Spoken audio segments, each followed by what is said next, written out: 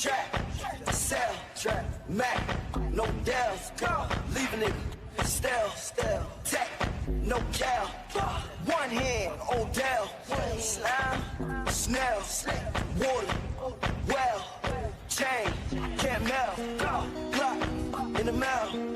We sent our positions to hell. These niggas, they snitches gon' tell.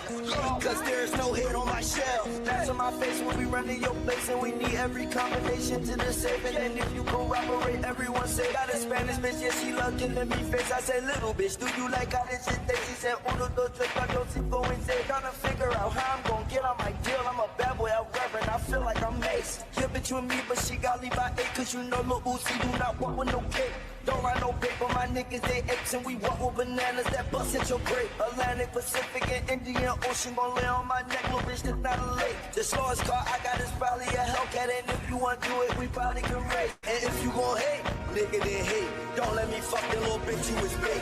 Don't wanna talk, no, I don't want to be. Both with the britches like Ralph and the straight.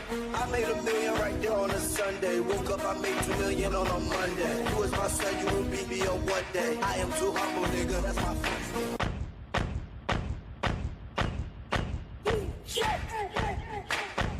I came in with a new 40 Glock. Fuck on your block, make that hoe want a milli rock. I'm with my boys and no, we do not milli rock. Funny money, no, this is not no silly guap. Got a richer milli, this not a silly walk. All this money make me want hit my ditty bop. Tell her at the bank and just give me luck. At the dealer, I can't pull this shit off the lot. Me and my boys, you know that we share that. I got niggas that be moving the tan rock. At the end of that, no, I cannot talk a lot. Man, these niggas out here, I swear they talk a lot. Drive by on a rack, you a walking cop. Double park, new Lambo with no parking spot. Come on, that's God, sunk my heart a lot. Bend it over, little baby, just arch a lot. Yeah, she caramel, but I call that bitch butterscotch. Dog bars, yeah, they chopping that soap a lot. Got my money, then I had to just flood the block. I'm the only one that fucked on that bitch, but I made that hoe just come and just act the block. Yeah, I put up in my car, bitch, I pressed the block. We got shooters that's gonna pull up and extra block.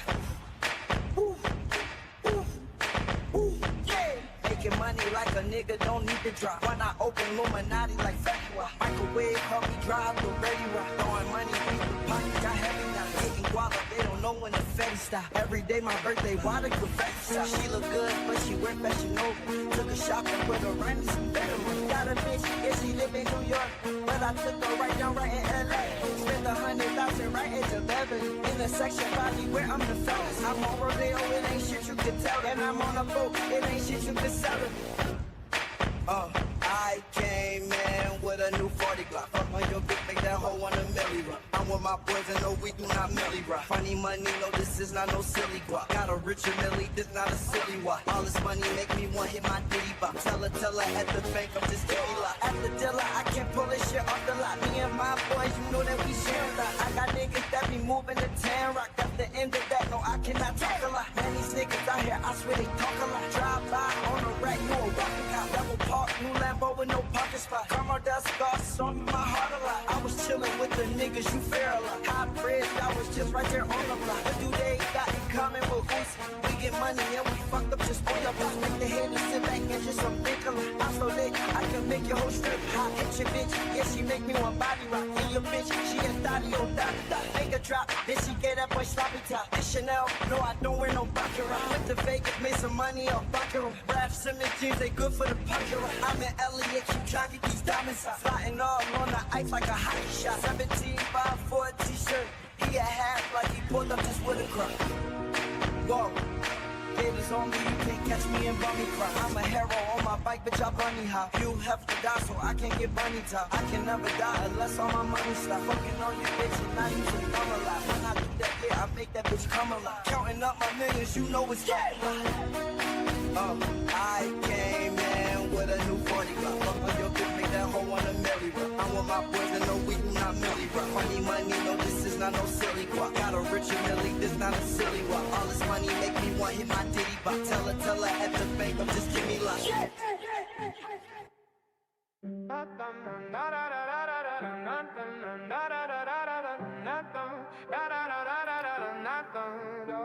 What is up, what is up, what is up,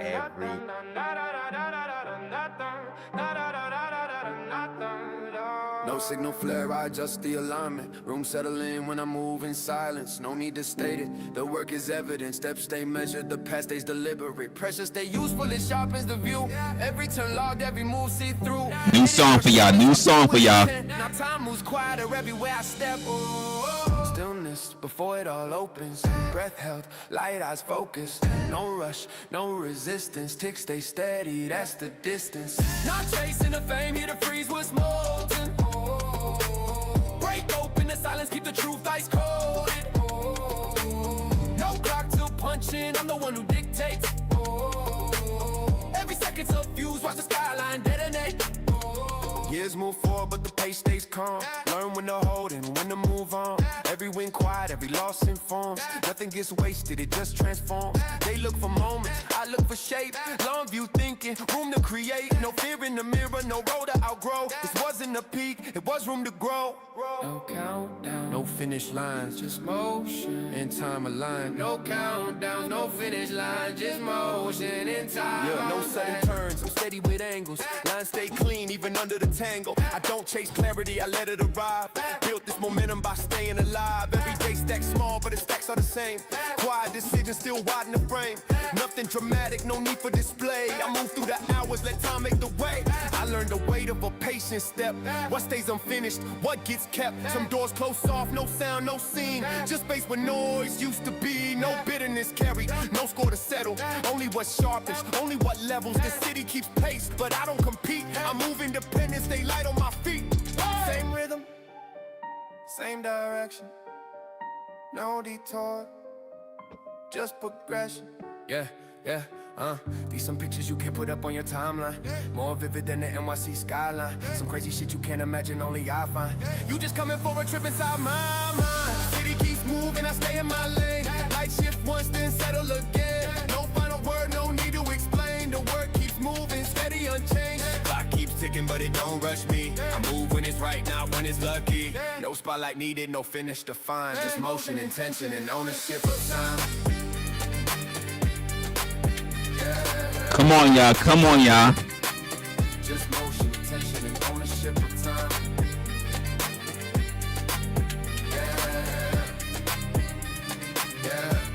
Yeah. What's good, y'all? What is good, y'all? It is another show. It is the actual Christmas Eve special. And before anyone wants to say what's up, before I know you guys already spent, you're saving up your stuff. You already spent stuff for our last freaking Black Friday. You already did a whole lot of stuff that was going on in this space. But for me, I'm gonna give up my own free little bit of money, and I'm gonna just give y'all this. Happy holidays, it's a doggy dog Christmas. A lot of treats to complete on the wish list. Whatever the venue, hit up the menu. That's my free dollars, y'all. That's my free striptease dollars for y'all. How y'all doing this evening? We're literally days. We're hours. I said days. We're literally hours into when some of you guys. Oh my gosh, some of you guys. You said my mic is too hot. Now it's too hot, lady. Okay, now my mic is too hot. Hold on. Let me bring it out. Crab said, gotta run for shelter. He said he gotta run for shade. Resla's mic is too hot.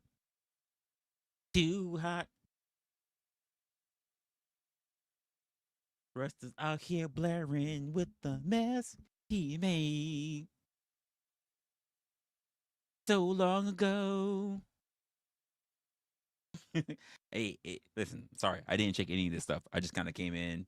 I was working. Actually, it makes sense because I was working on my mic. That last stream that I did, that last stream was just kind of crazy. We had some weird cutouts, so I was working on my mic. So maybe that's why it came out blaring. It's too much, too hot. I agree.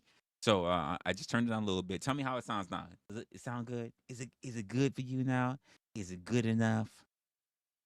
I just turned it down just a tad. I had a lot of stuff I was working on, so we're figuring it out together. I was listening to my mic on the last my last pre-recording, and it sounded pretty okay. But if you're saying it's too blaring, then I brought it down a little bit. So does it sounds good now? Okay, cool. Sounds much better. Okay.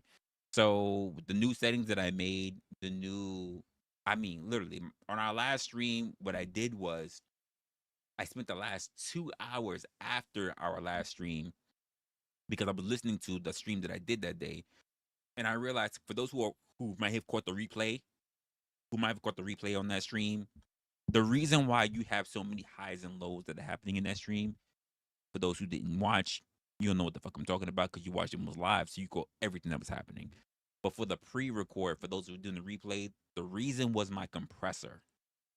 So I literally, for the last 2 hours, well, after I was hanging out with people in Discord, when we were hanging by Locksmith, but then about 2 hours after that, I spent the time really working on the mic, to make sure that I got everything at least good back to the levels where it should be. And honestly, I learned a lot of things that I wish I would knew a little bit earlier because I'm not a sound guy, but I really learned every time I do something with sound. I learn a little bit more. So I will say of everything else I've done, this mic right here is probably the best that I've ever gotten it. And I'm gonna say this is the best I've ever gotten it with my mixer. Outside, I have a side profile that's set up for OBS in general, but I don't activate it because I'm on my mixer. So, but this is the best that I've ever heard it. You guys do the judge. Some people are just gonna say for the hell of it, you still sound like trash. You still sound like you're a fucking crab that is under the sea. You're gonna say whatever you're gonna say anyway. So I really can't take a lot of what you guys say to heart, to be honest with you. Unless you tell me it's too loud or it's too low. Outside of that, and I'm still a little iffy on that. So we'll see from there. Anyway, getting a little off track. Hopefully you guys are doing really, really good. By the way, I'm gonna be doing this little live right now while it's good and early. It is 9 p.m. my time before some of your favorite and most prominent grifters are gonna get on really late night, because they believe that you don't want to be part of your family. You don't want to be sitting there trying to finesse your kids that there's really is Santa, and they're gonna want to do some stuff all over these spaces to keep you distracted because they want to get your hard-earned dollars after you just finished spending it on your little loved ones and even your older loved ones. So I said, I'm gonna just go live. I'm gonna go talk to you guys just for a little bit, just a little bit, just a little bit, and we can just go through there and we can go through. By the way, I started out the stream really going in about talking about Resto's birthday. For those who didn't know, Resto's birthday had actually went by. He is 33 officially now. I remember 33. 33 was the year that I became free. 33 was a good year for me. I had went through a lot of bullshit, and 33 was the year that I was officially free. The guy that you know today as Resla would not have had as much to go through if he didn't go through his roaring 33s. You said the roaring 20s. I didn't have that.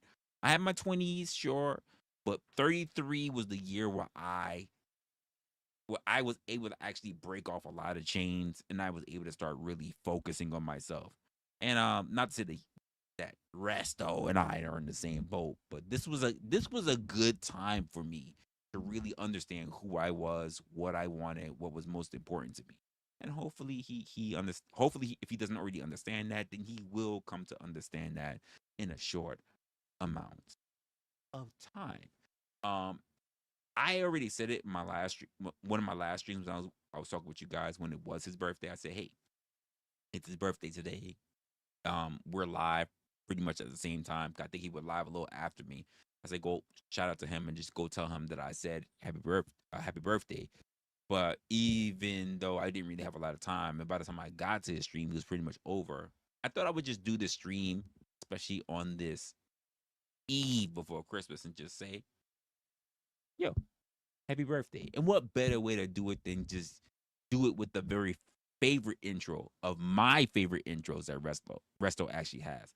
I know we like to do intros that like, especially like us guys who like anime, so we do anime or we do other people, whatever. But honestly, the one that I showed is my favorite intro for Restos, and I think that was it was the best thing that I wanted to showcase. Yes, I might get a little bit of copyright for it, but it's worth it because it's for my guy. It's for my guy. I hope you guys are doing well today. Before we ever get started, I have no idea what we're gonna get started on because some of y'all are probably going to sleep because y'all actually believe that Santa's coming for you. Some of y'all believe that Santa is actually coming for you. Um, so I just want to give a little bit of roll call because some of you guys are actually getting ready to put yourselves in fucking bed, or worse, someone that you just met at your favorite bar or one of your favorite fuck buddies is about to put you to bed. I'm just saying. I'm not saying anything about it. I'm not saying anything wrong about it. Some of y'all want your good time. Some of y'all want your bad. Some of y'all say it was the worst of time. Some is the best of time. Some of y'all in here and you say, you know what, wrestler, I've been by myself. This is the only time I can get my favorite person to come down and bust me down and to give me that warm, heavenly. Oh, that goodness. Oh my goodness. Oh. And just put you nice to sleep and you just want to drink that. You want to eat your little gingerbread. You already put up a gingerbread house with him, but now you want to eat that gingerbread after he gave you that good work. And now you just want to eat a little bit of gingerbread and you want to fall asleep. You want to get your little blankie and you just want to suck on your thumb. I know, ladies. I know some of y'all get that guy who he just he just give you the good Christmas stuffing, that Christmas stocking stuffing, and you ready to go to sleep. So I understand if it's not my voice is gonna put you to sleep tonight. I get it. I get it. You've been very busy today. You've been getting yourself ready because tomorrow you gonna travel to all your people, and you know that you can't have him close you out for that night. So he got to close you not the night before. I get it. I get it. Everybody's getting ready for tomorrow because they gotta meet family, friends. They're already putting their kids to bed right now so they can fake for fucking Santa or whatever. But for you grown ass adults, you know that you really can't get with the guy who's gonna be there for you to put you to rock you to bed that night. So he gotta rock you to bed this night. Which is why I know that if there's not a lot of people watching me right now, it's because you're getting plowed right now. Right now, you are getting that work in. And I just want to let you know, even though, how dare you, even though you're not looking at me on your phone, I just want to let you know, I'm right there with you. I'm right there with you. I'm with him. So while you're holding his hand, while he's trying to touch the back walls, while he's trying to hit your cervix, I just want to let you know, I'm there, right there with him, touching your cervix.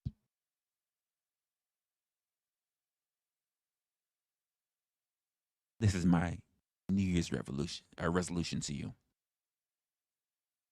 Just so you know that. I wish you all the best. And I'm hoping that you actually get to your friends, to your family, to your nieces and nephews, that you get to everybody, ladies, and you're sitting there and going, I had a great night. I love my family. I hope that you're in the best of holiday spirits. And to some of you guys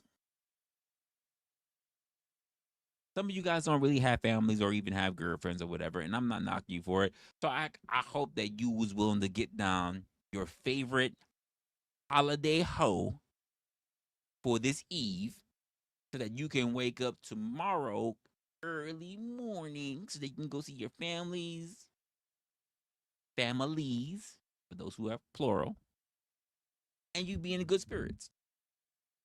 That's all. I'm sorry, folks. I haven't quite decided this, but I know there are some people, and you have to be the ones who actually have to tell me this because I have my own particular thoughts, but I don't really want to say anything, right? Here's my thoughts. There are some people, some, I'm not gonna say which level of them are you, but there are some of you that are going online Christmas Eve, hoping, just hoping that there are going to be a panel, let's just be honest, of mainly men arguing with each other the night before Christmas. And I'm going to tell you right now, that might be a thing that could happen on a lot of different panels, but I got to say this. And I'm going to say this, and it's going to be very confrontational for people. But if you got a problem with what I just said, go pick a fight with me starting New Year's. What kind of Christians are there if they're sitting here on the internet tonight, Christmas Eve, hoping that they can get in a fight with another man about some Jesus shit? I'm just saying, what do you think about that? If that's something that you're interested in, I'm going to say you're one of those broken people. Because it's mainly the men, by the way. I don't catch a lot of ladies, especially on any holidays.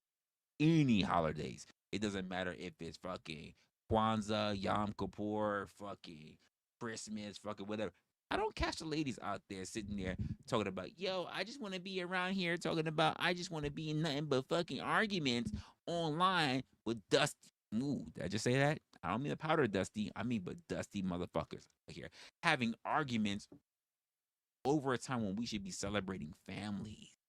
And I know some of y'all don't have families, so you sit there and literally go do something like, it's New Year's Eve. You know what I'm gonna do? I'm gonna go see the Rockettes at the Christmas Spectacular, by the way, which is a lot of money. I've worked plenty of those shows, but I've never actually seen the show myself fully. All I can tell you is I walk backstage and smell the camels, and smell the goats, because those things are actually live there. So it is what it is. Yo, family, what's good, LA? LA in the building. I would put people on my screen right now, but I can't because I've been working a whole bunch of new settings, and I can't tell you what's working right now and what's not working right now. So I can't put people.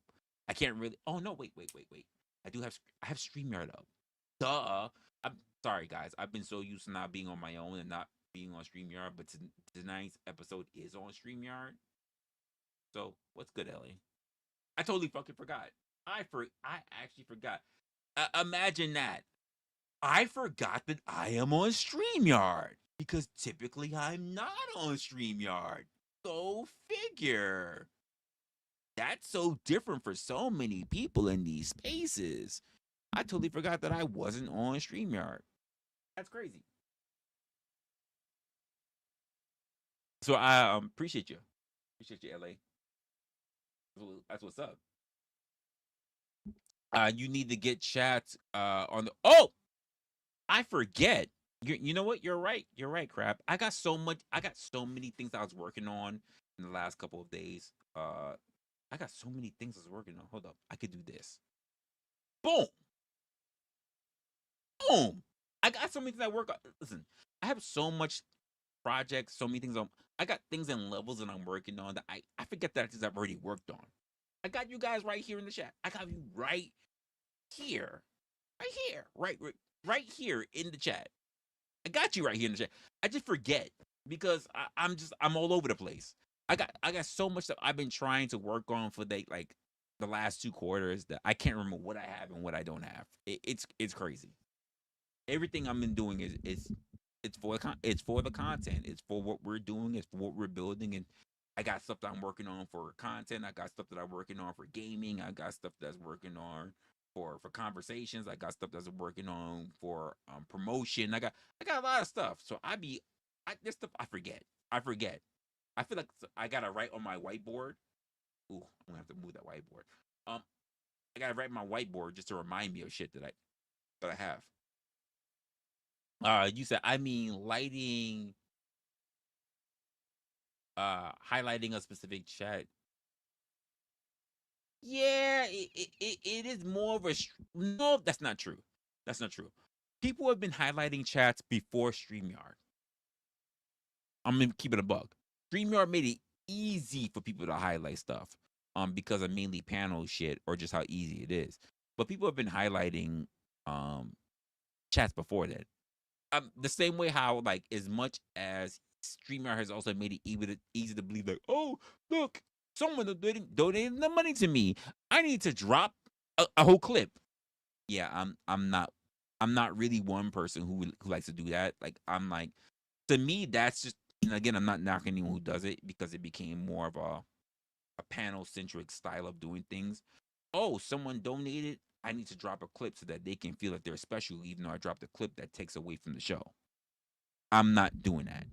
Like I'm not doing. Like I hear a lot of that shit. Whoa, oh, hey, look, Resla, I dropped it. I dropped $5. I dropped $10. Don't I get a fucking look at this? Look at this right now. Rick petitions 101. That is a new.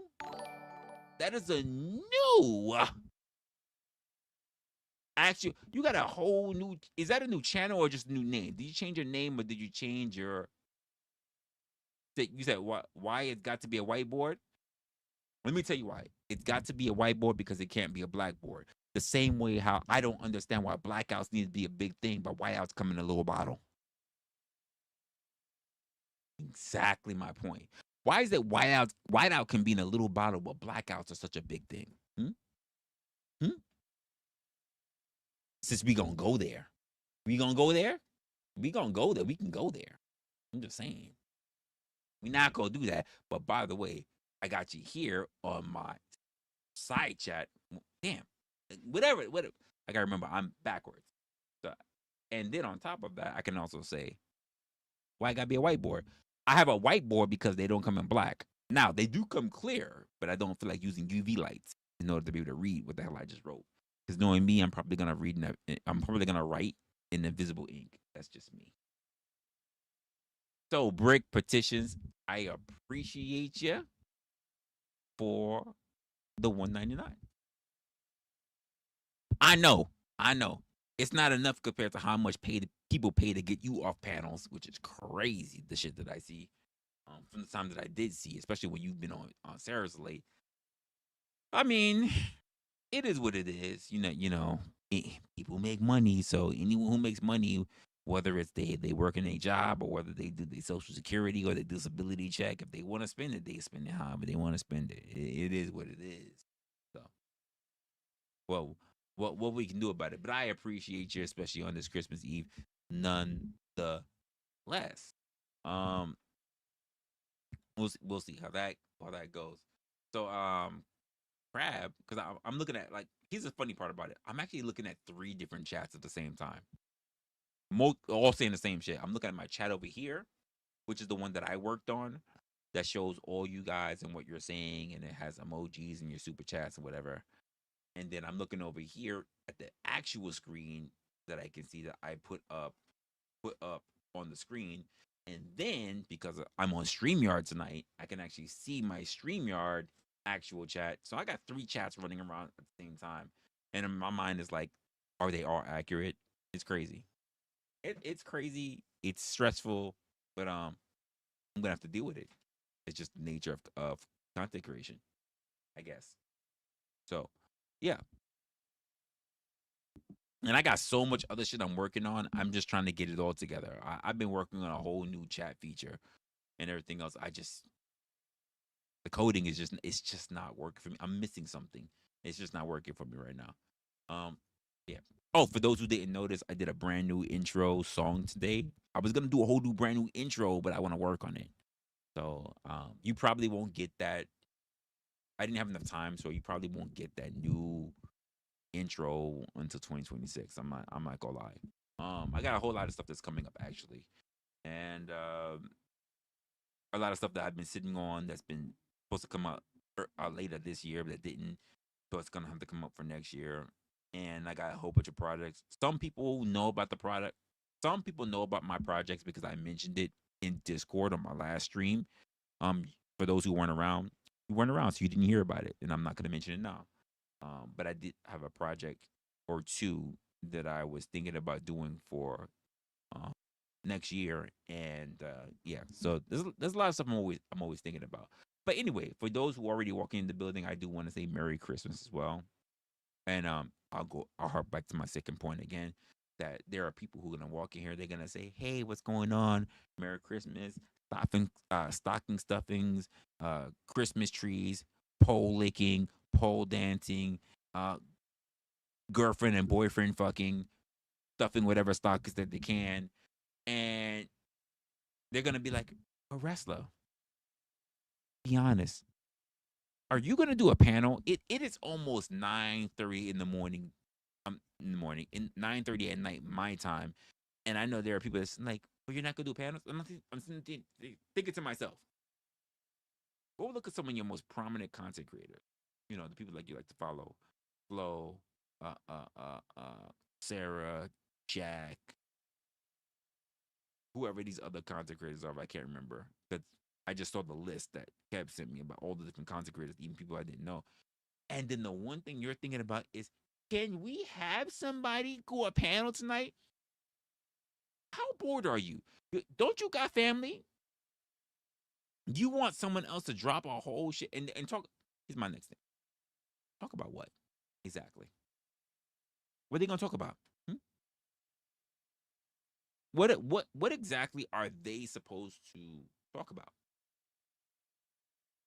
Actually, I'm gonna move this out the side because it's distracting me. And what I'm gonna do, I'm gonna put the small one. There we go. That'll help me out a little bit. What exactly are they supposed to be doing? That do you think that they should be spending their literally a Christmas Eve night? See me, I'm not planning on meeting my family and my friends until the afternoon of tomorrow. So I'm gonna spend a little bit of time with you. But there are people who know that they have somewhere to be in the morning. Maybe they are the ones who are actually helping to make Christmas shit in the morning, whatever. And that's not necessarily what the case is. Hold up. Speaking of family, let me just say this.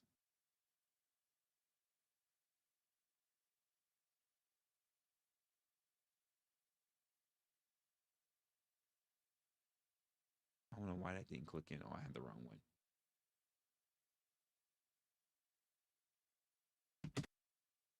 Negro time. What can I say?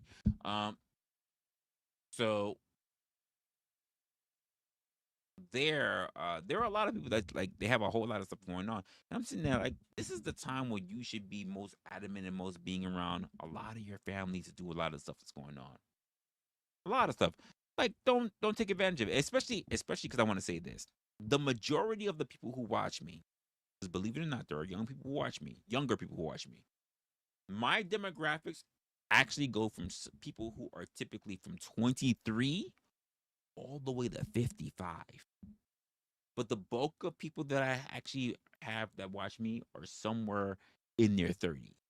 So my thing is this: you're watching. So let's just say you're watching me, but you have family that you need to be getting to. Stop pretending like you have all the energy or you have all the time in the world. Because here's the truth of the matter: we all know this.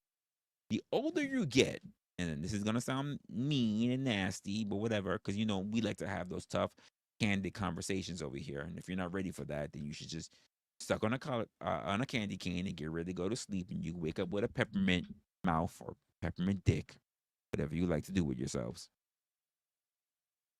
The older we get, the more funerals we start attending. See, I wasn't blessed enough to say that we have a lot of weddings that we go to. And I have friends that like it's them like every week that they had a wedding. But the older that we get, we start understanding those weddings start turning into funerals. Our parents, our aunts, our uncles, our grandparents, like we start losing people. And it's supposed to be around these times where we're meeting family, meeting friends, where we're getting together, where we're supposed to be showing gratitude and being grateful for what we have, that we should be reflecting on that, just how fragile time is that we have with the people that we love and cherish the most, right? And how every moment with them is a blessing before they're gone. And by the way, not because you'll outlive them, because the truth of the matter is that you don't know if you will. Don't keep it a buck. You might be thinking, damn, I'm gonna miss you, auntie, when you're gone, and then car crash that very same night, hoping that doesn't happen to you. Jesus Christ, that would be another subscriber that's lost. But either way, you don't know. And this is why I've also made it part of my mantra when I say to you guys, like, we don't know what we don't know. And I know that probably pisses off a couple of people because I say that a lot. Especially when I'm working in places that's like, we don't know what we don't know. People like to be guaranteed that they're going to see more than what they intend to. You know, people are so, I'm gonna see this and I'm gonna be here and I'm gonna be doing that. I'm like, you're not guaranteed that. You could literally pass away being constipated on the toilet. Just gonna keep it a buck with you. I never had to deal with any. I am healthy. What's healthy? I've been vegan, but that can fuck you up too. So, what beer am I drinking? I am, which is weird because I have a Heineken here, but I'm literally still drinking the same Heineken, the same bottle. I should just pour it all through, to be honest with you. But I'm drinking Heineken. That's all. I'm drinking Heineken. I've got one more Heineken left. I'm supposed to be finishing out for the night, and that's all. Just drinking Heineken. Nothing special. And you say blessings or curses. I mean, that's all on the person who is looking at it. I like to look at everything, despite of how significant or insignificant it is, as a blessing. That's not to say I'm in hoopla, hooray, celebrating it, but I'm like, you met, like, people say Happy New Year's, but to me, that's not my New Year's, and we all know this instinctively. Oh, it's happy. It's the end of the calendar year. It's a new year. To me, it's not a new year. It is a new year the moment that you decide the moment you made a conscious decision to make a change in your life. That is your new year. It's not even your birthday. People are like, oh, it's your birthday. That's your real new year. No, the day that you decided you wanted a new you is a new year. And the moment that you decide is a new you, but actually follow through with actions, not wonderment, not a plan, but actually put forth actions. And then if you screw up, guess what you do? You start over again. Yeah, exactly. It's a new year to pay taxes. Nothing else. It just means that the tax that you owe, phantom tax man, you just owe somebody something. It doesn't mean anything else. I could say so much when it comes to the idea of cultures and taxes and what kind of society that we should look at, because I don't get to travel like across country and see, but I watch a lot of content creators who actually do travel. I have a new content creator I've been watching for like the past month, I want to say, and I mean, he a New York dude, just like me. He a New York dude, but he Asian, and that's where when he opens his mouth, you don't. If you close your eyes, you would not be thinking Asian. He sounds just like a black guy.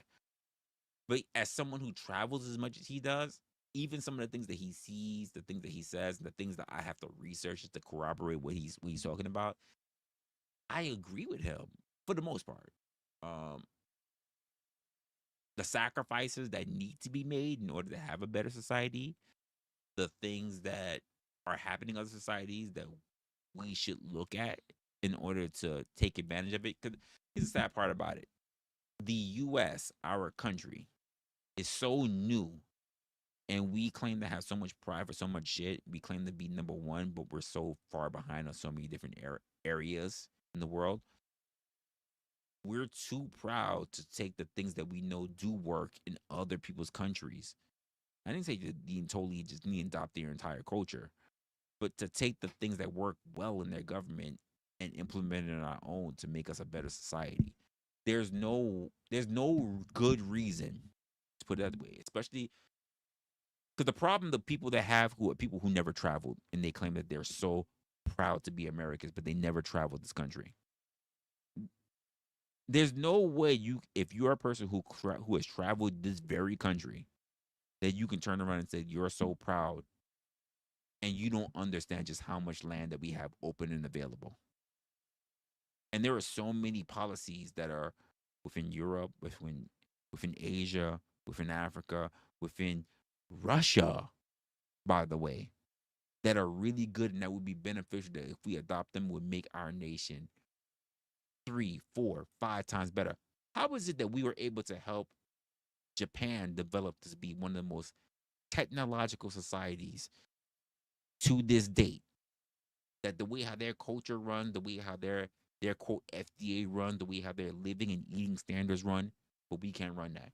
We have so many patents on things that go into our food that don't properly get tested, that messes with, that give us cancer, that messes with our hormones. We're people who are eating shit on that become infertile, and yet Japan, the Netherlands, Europe, Korea doesn't have these things because literally they have a government that says if you sell these things, I'm not even gonna say that you can't sell it, but if they're like a D-list item, you can sell it, but you can't advertise it. You can't make money off of it. This is why places like even in Korea and Japan, they can advertise Coca-Cola only if they advertise it as Coke Zero. They can't advertise regular. They don't. Their way how that government is set up is that they will not promote additives into actual food. This is why to this day, when people say, "I want to travel to Europe, I want to travel to Korea or Japan," the food and the quality is just so much fucking different because their government regulation says that we will not allow you to add so much bullshit that leads to obesity, that leads to cancer, that leads to other defects. This is why if you go to Europe, for my people who've gone to Europe or from people in Europe, when you go to Europe and you ask for chicken wings, you get a real size chicken wing. It looks nothing like what the fuck is going on here in the US. We have the retarded big ass injected fucking steroid chicken. When you see a real fucking chicken, it's not even close to being the same. It's not the same. What we have here is not normal.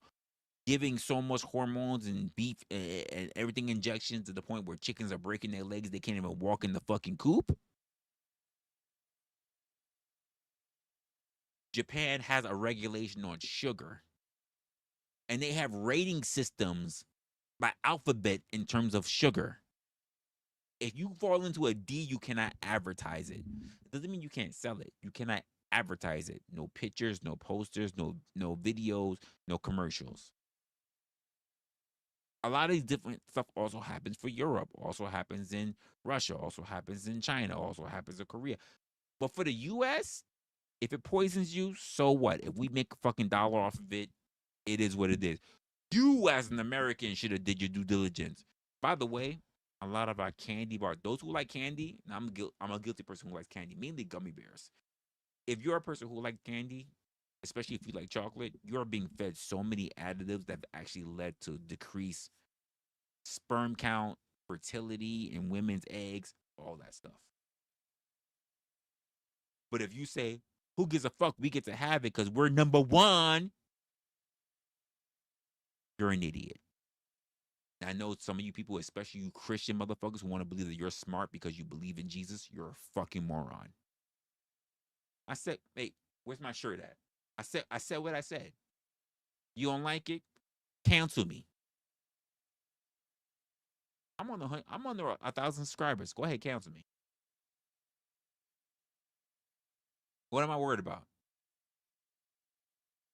What the fuck am I worried about? I don't get paid by YouTube. Go ahead, cancel me. What you gonna do? Like, what are you really gonna do? And if you're upset that I said that while you're sitting there eating a payday, eating a fucking $100,000, eating a fucking by the way, a Reese's, and I love Reese's, eating a Baby Ruth while your sperm count is diminishing, especially, by the way, this is where it's gonna get racial, especially you white motherfuckers. when you're sitting here and you're talking about how you're losing, you're about to become a minority because you went from 95% down to now you're just dipped into the 50s. You're about 58% of the country. You're worried about I'm losing my fucking race. It's basically white genocide. But you're eating all this bullshit and you're not asking more from your fucking government. And you're not wifing up and getting and knocking up your fucking white women because you're white women and Asian women. By the way, Asian women will sleep with white men, but you know who they fantasize about? Us. They say I'm worried about family because older people, older Asians, still want their cultures to survive. But let's be honest, Korea, China, Japan have been putting out incentives for my people, not y'all people, for my people to bust down their women. Because why? Not because they asked for it, not because they specifically want black melanated people in their countries, but because that's what a lot of their women actually develop. Because you know why? And I'm gonna tell you why. They like the culture, especially rap culture. Rap, reggae, trap music. I don't know why. Ball players, any black guy that got tats, and I'm like, if you're really dark skinned, I don't understand why you get tats. You can barely see it. Asian women want you to date you, to fuck you, to have kids. Even they say they want to marry you, they'll have your kids. Before then, they said they want to get with the white guy because of stability. Now they're at the point where they're like, I don't care about stability. I care about what I want. And maybe you need to look at that as just something that happens with the feminist movement altogether. We went from what is safe and what is pleasing culturally, aesthetically, financially, and now there are women that are just saying, nope, I don't even care if it's financially fucking bankrupting. I want my caramel baby. I want my Blasian. And they're willing to do anything to get it. Hey, we seen it now. We seen it now. You black guy. You chocolate. Me rice. You chicken. Perfect. There are plenty of Asian chicks doing this now. Japan, Korea, China, the Philippines, Vietnam, they're doing it everywhere. Thailand. Yeah, listen, if you're a straight heterosexual white guy, you used to have your fucking pick of the litter. Since the second half of the millennial, because it's not a Gen Z thing. Since the second half of millennials, especially prior to the passport bros, y'all were losing your Asians. Your Asians wanted to be all over you.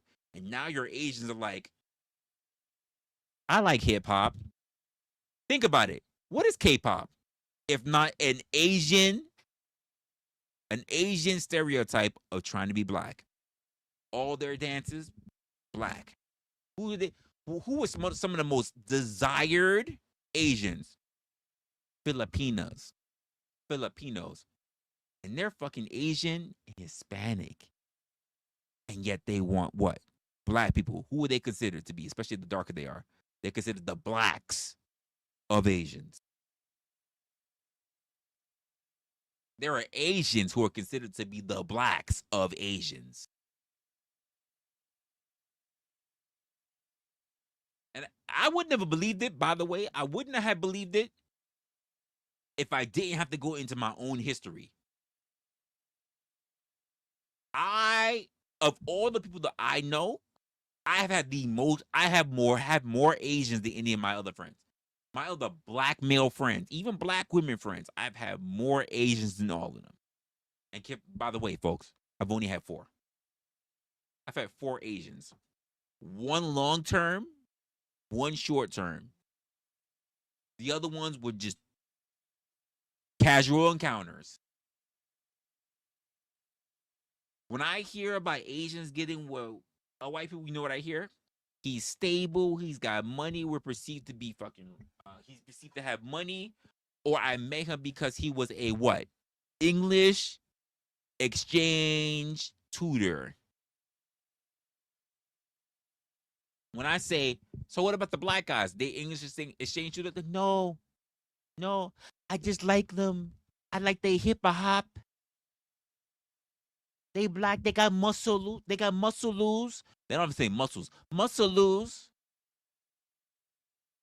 That matsu gets stuck in their muscle loose. He's so big, so muscular. Chocolate. I like chocolate. He tall. Asians are typically short. He tall. He's so tall. He picked me up. And not for nothing, occasions are across the board. Some of y'all are really tall. Some of y'all are not. Black people tend to be more than average. They tend to be the 6'8" and above. See, that's not my fault that you have a fake Asian, Josh. You shouldn't have just been a jizz ninja in anything. How did you put yourself in a position to get finessed like that? That doesn't mean that you had a fake Asian. You just fell for it. You got the okey doke. You should have had more discernment. You didn't have a fake Asian. You just fell for it. You fell for the whole "me love you long time," and you say yes. You fell for that. You fell for it. In this day and age, we don't fall for that. Love you long time. We don't fall for that. You fell for it. And she said it, probably whispered in your ears, and you nutted. I'm going to just be honest. She probably whispered it in your fucking ear, and you nutted. Whoops. And probably had the hole in the condom, too. Sorry. You know what? Let me disclaimer. I'm gonna need a disclaimer. It's just fucking Christmas Eve. Hold up.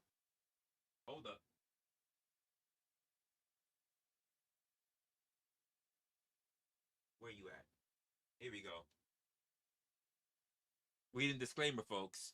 In case y'all get a little upset for this Christmas Eve, before you open up your fucking presents or unwrap the bitch that you thought you was about to get some really good pussy from and you find it's mediocre. I said what I said. I said what I said. I said what I said. This is going to be. I should just change the name right now. Not a night before. The night before Christmas, and I said what I said. I should just edit it right now. A night before Christmas, and I said what I said. That, you know what? We gonna edit it right now. The night. Listen, it was the night before Christmas, and all through the house, Resla was talking, and he said what he said. I know there's some people that don't like what came out, but he said what he said, and that's all what it's about. You say Resto is live? No, not as far as I know.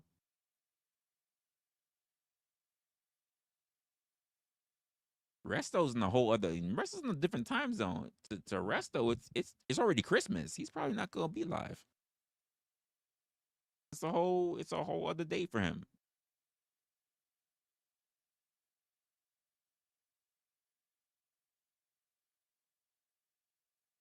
Remember, he's 12 hours ahead.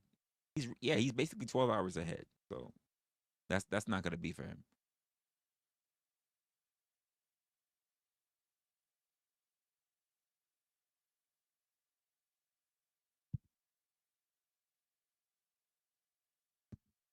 Bro said Resto talking like something. What do you mean? So what are you on?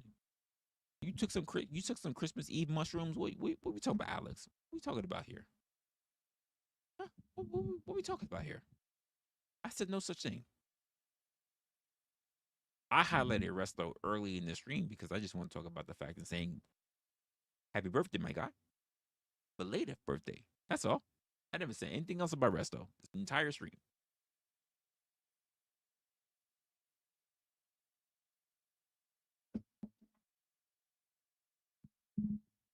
Keep up.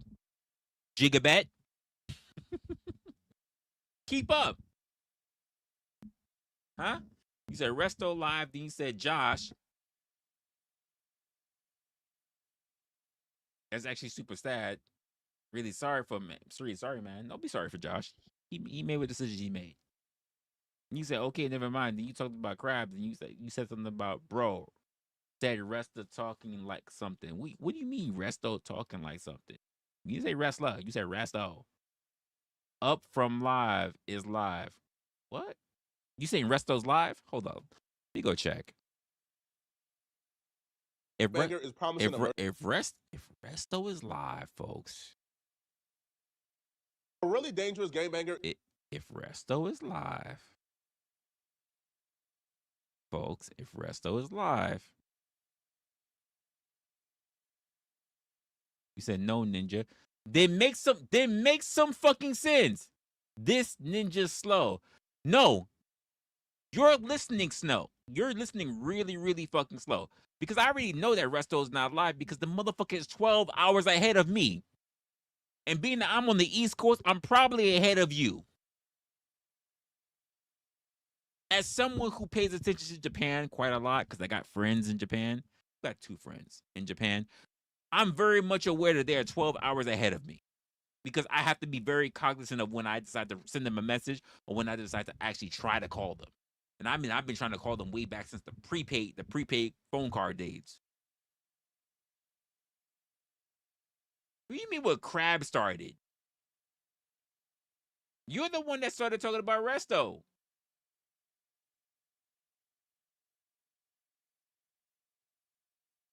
He's the one that said, I type Resto instead of Resla. You've been saying Resto ever since. That's why I'm like, what are you talking about? I read what he did. He made a mistake. You kept running with it.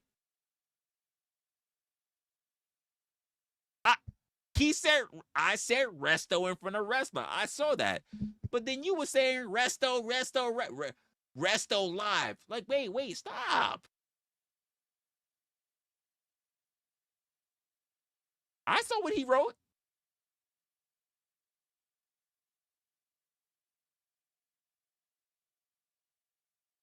I ain't slow. I saw it all. I'm wondering why you still mentioning Resto's name if he already knew it was a typo.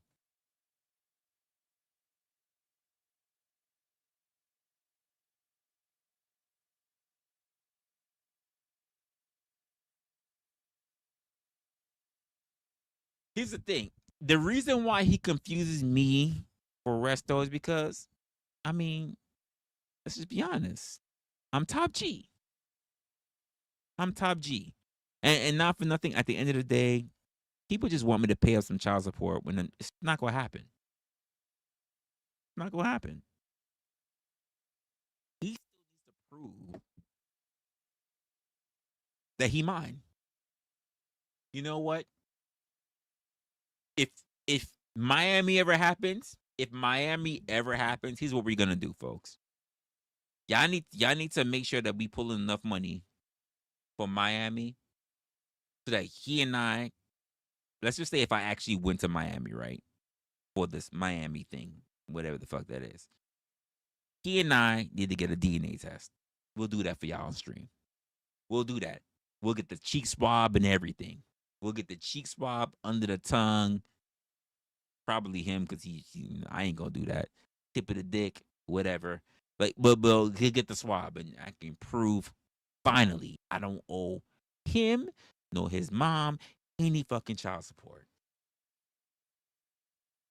DNA test not gonna be there. We can put this shit to bed. Put it to bed. Put it to bed. Cheek swab. As long as there's no swab in my cock and there's no swab in my ass, take the swabs. Under the fingernails, whatever.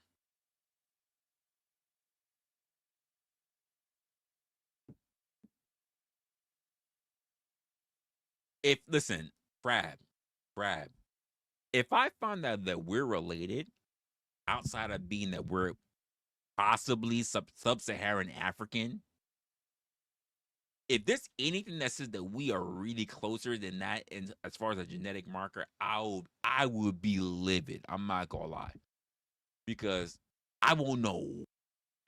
At that point, I'm just gonna say, nigga, get your mom on the phone, and I'm gonna have to be putting a Rolodex in my head. Get your mom on the phone, because she's my only reference then. She's my only I'd have to literally meet his mother. And if she sees me, she's like, oh my God. You remember that time, that TLC concert? Like that has to be it. It's the only way. Oh my God. You remember that time when we met at the Ja Rule concert? That's the only way. Oh my God. You remember that time? Like outside of it's no way, crap. That's my story, and I'm sticking to it.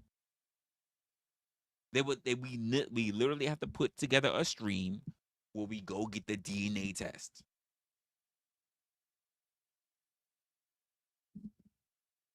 That have to be it.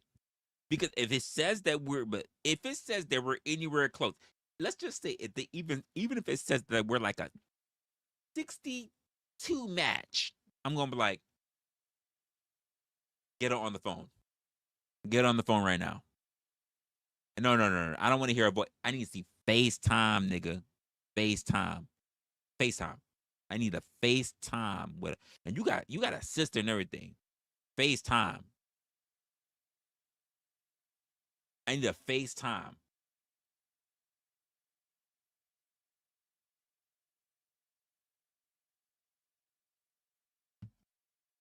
Hey, listen, I'm not only 12 inches taller. I'm also taller in other ways as well. All right? Don't forget that crap. It ain't in just physical height. It's another height as well. I'm also physically. Just want to put it out there.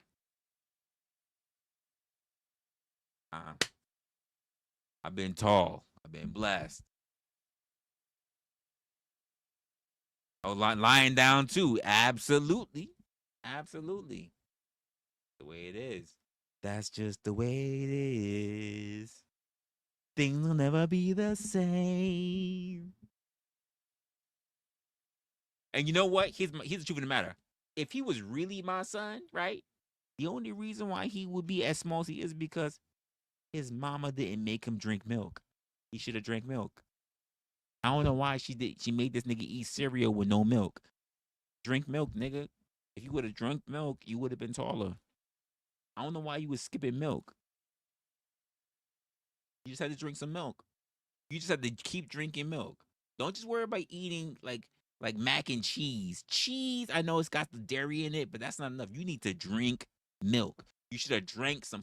You remind me of Edward Elric. Fucking full metal. Full metal. You don't want to drink milk and now you pint size. Nigga, you should have been drinking milk. You are Edward Elric. You need to drink the milk, man. That's just what it is. No. Even if I left and I never got milk, there's no way to say that he went this long in life and he never drank milk in his life. So what? Because I didn't show up to milk with milk, he had a whole vendetta against milk. Who put that in his head? His mama. Who made milk an enemy in his life? That's not me. That's his mama. That's not a me problem, Alex. That's not a me problem. Hey, Alex, I ain't have no dad either. I still drank milk. I still eat cereal with milk. What you gonna say? I ain't never officially have a dad until I was like 17. You know what I mean? Like, so what's the excuse? I still had cereal. I ate Cocoa Puffs.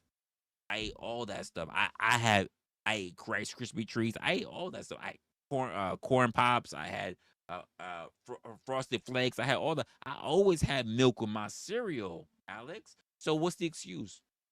What's the excuse? I had milk in my life. I had milk in my life and no dad. I had milk in my life, Alex. So what's his excuse? I don't want to hear about no trauma. I don't give a fuck if you on food stamps. You can get milk. Even if it's powdered milk, you can get milk, Alex. You can get milk.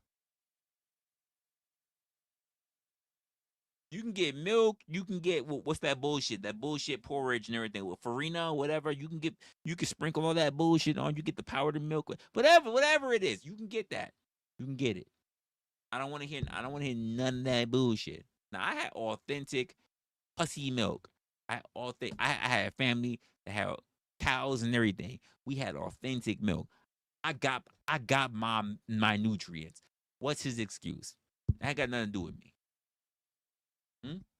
Ain't got nothing to do with me.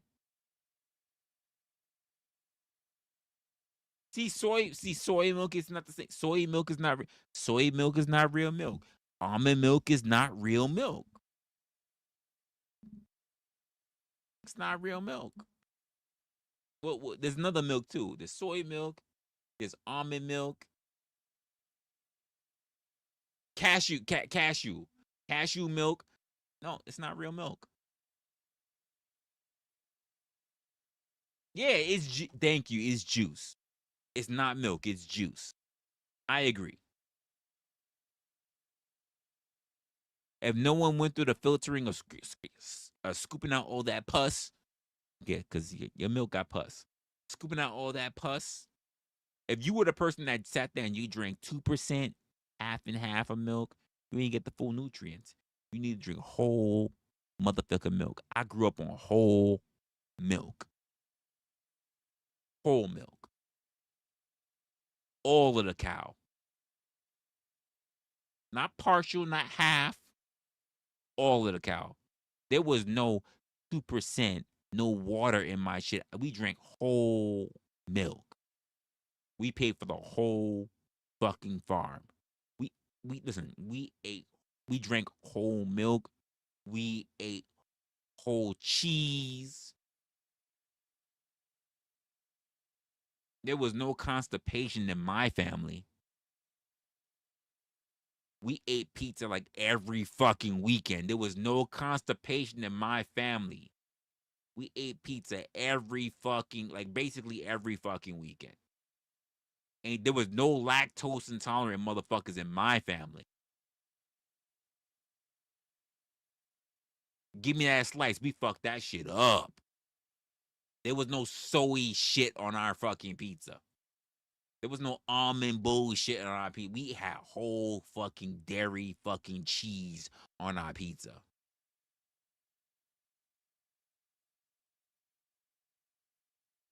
No lactose. Listen, ladies. Listen, if y'all here and y'all dealing with men that I hear talking about their lactose intolerant, I just want to let you know. If I was single and you was laying down with me, I ain't give you no lactose nuts. I'm giving you whole nuts. Not half and half, not 2%, not cashew nuts, not soy nuts. I'm giving you whole nuts. To this day, I drink whole milk if I gotta take down my cereal. Y'all not getting nothing diluted.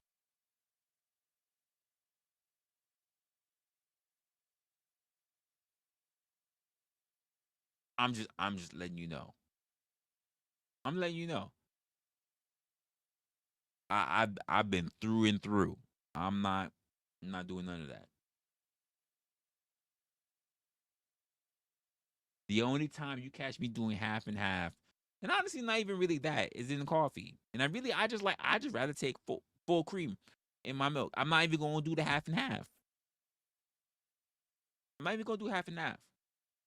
Cream. You want half and half? No, just give me the whole thing.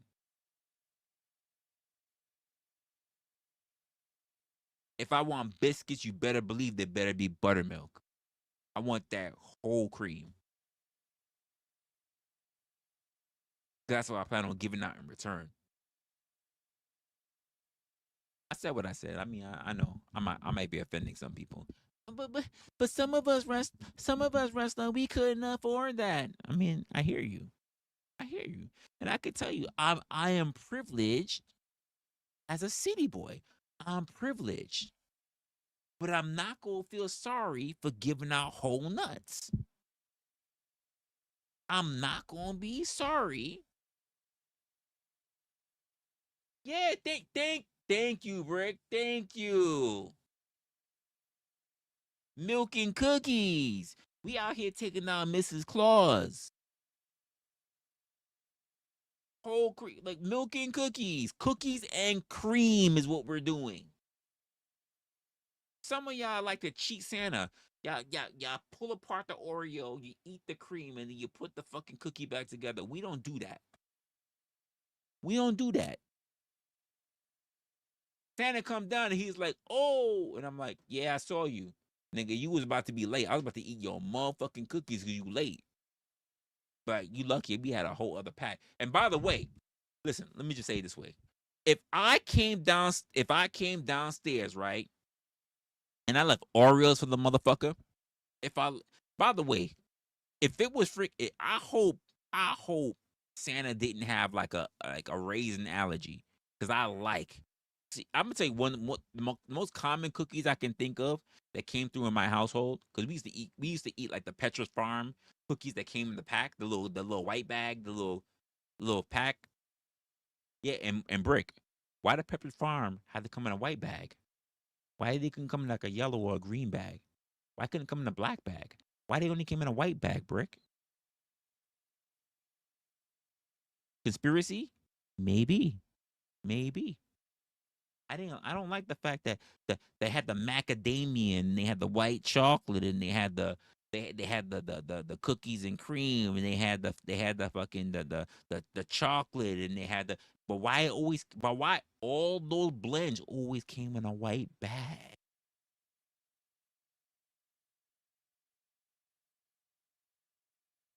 Why?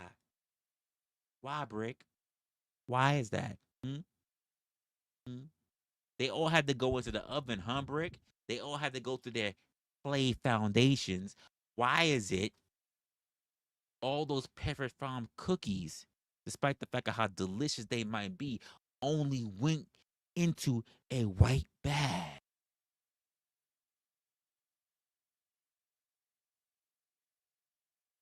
A setup, maybe? Maybe? Maybe? Maybe? I don't remember ever picking up a Pepperidge Farm bag to eat these cookies and they weren't white bag. Just saying. Hey, yo. Don't be doubting don't be doubting the pro bliggity blacks, all right? Again, why hey Alex, why does whiteout come in a little bottle? But blackouts are such a big thing in the world. Hmm? Why is that? Hmm? Why does whiteout comes in a pen? But black Sharpies come in a big ass fucking thing. Why is that? Hmm? Why is that? The same. Why is it's always black ink on white paper? I'm just saying, Alex. Think about it. Think about it. And to me, I think a little deeper than that. What that means that we always influence the culture. We're always, by the way, if you say, well, there's black ink on top of paper because, it was the most legible. I said, no. Better than that, Alex. We're always on top of the culture. Hey, we're always on top of the shit. Hey.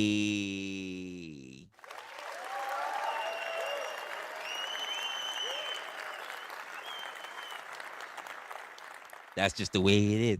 That's just the way it is. Why is it?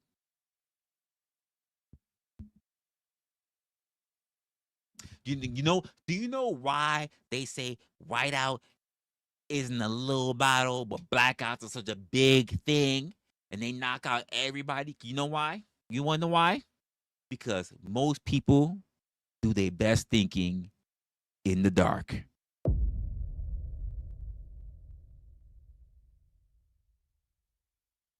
It's here. Think about it. See, you can't do your meditation under a whole lot of light, but you do your meditation with your eyes closed in the dark. That's where you find your solace. That's where you find your enlightenment. Yeah. You're right. You're right. You're right, Brick. Hey. Hey. You said that's what she said, but guess what? I said what I said. I said what I said. That's what it is. She says it too. I find my most inspiration in the dark. You know, when I have the most fun when I can't see shit and I'm feeling around. Yeah, inside of the dark. Exactly, Brick. Exactly.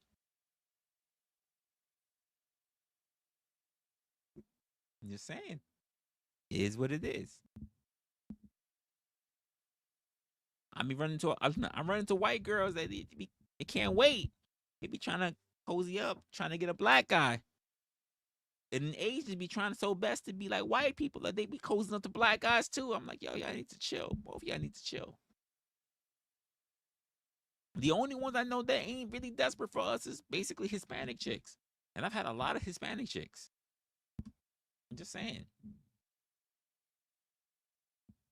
Oh, listen, I don't have a problem with pink being my favorite. I don't have a problem with pink at all. I just like pink in certain circumstances. That's it. There, and I'm a person who likes to cook, Brick. There are only some times ever in my life that I am willing to have pink meat. A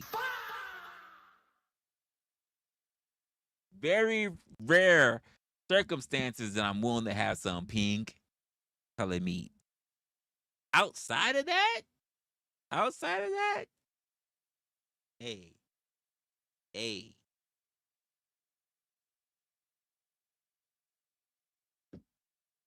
Oh, no chicken and no pork.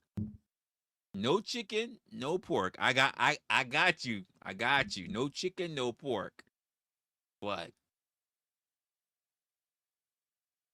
I'm not saying, me just saying. I would never cook my chicken. My chicken is always done. It's always done. I don't eat no pink chicken.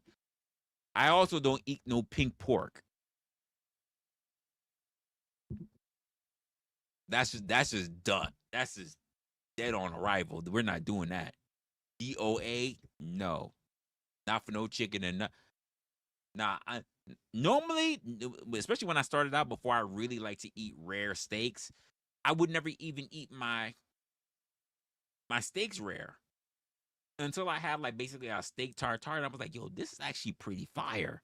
And that what got me started on eating rare steaks. Outside of that, I can eat sushi, I'll eat steaks, but I'm never eating raw pork, especially because they carry worms and shit. And I'm never doing that for chicken because I'm just not trying to die like that. I'm just really not trying to die like that at all.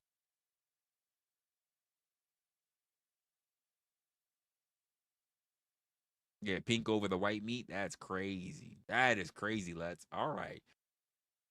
You gonna take that pink over the white meat? All right. You know, to each their own. To each of their own. Listen, some of us are thrill seekers. For instance, I like shellfish, but I don't like to take down mussels.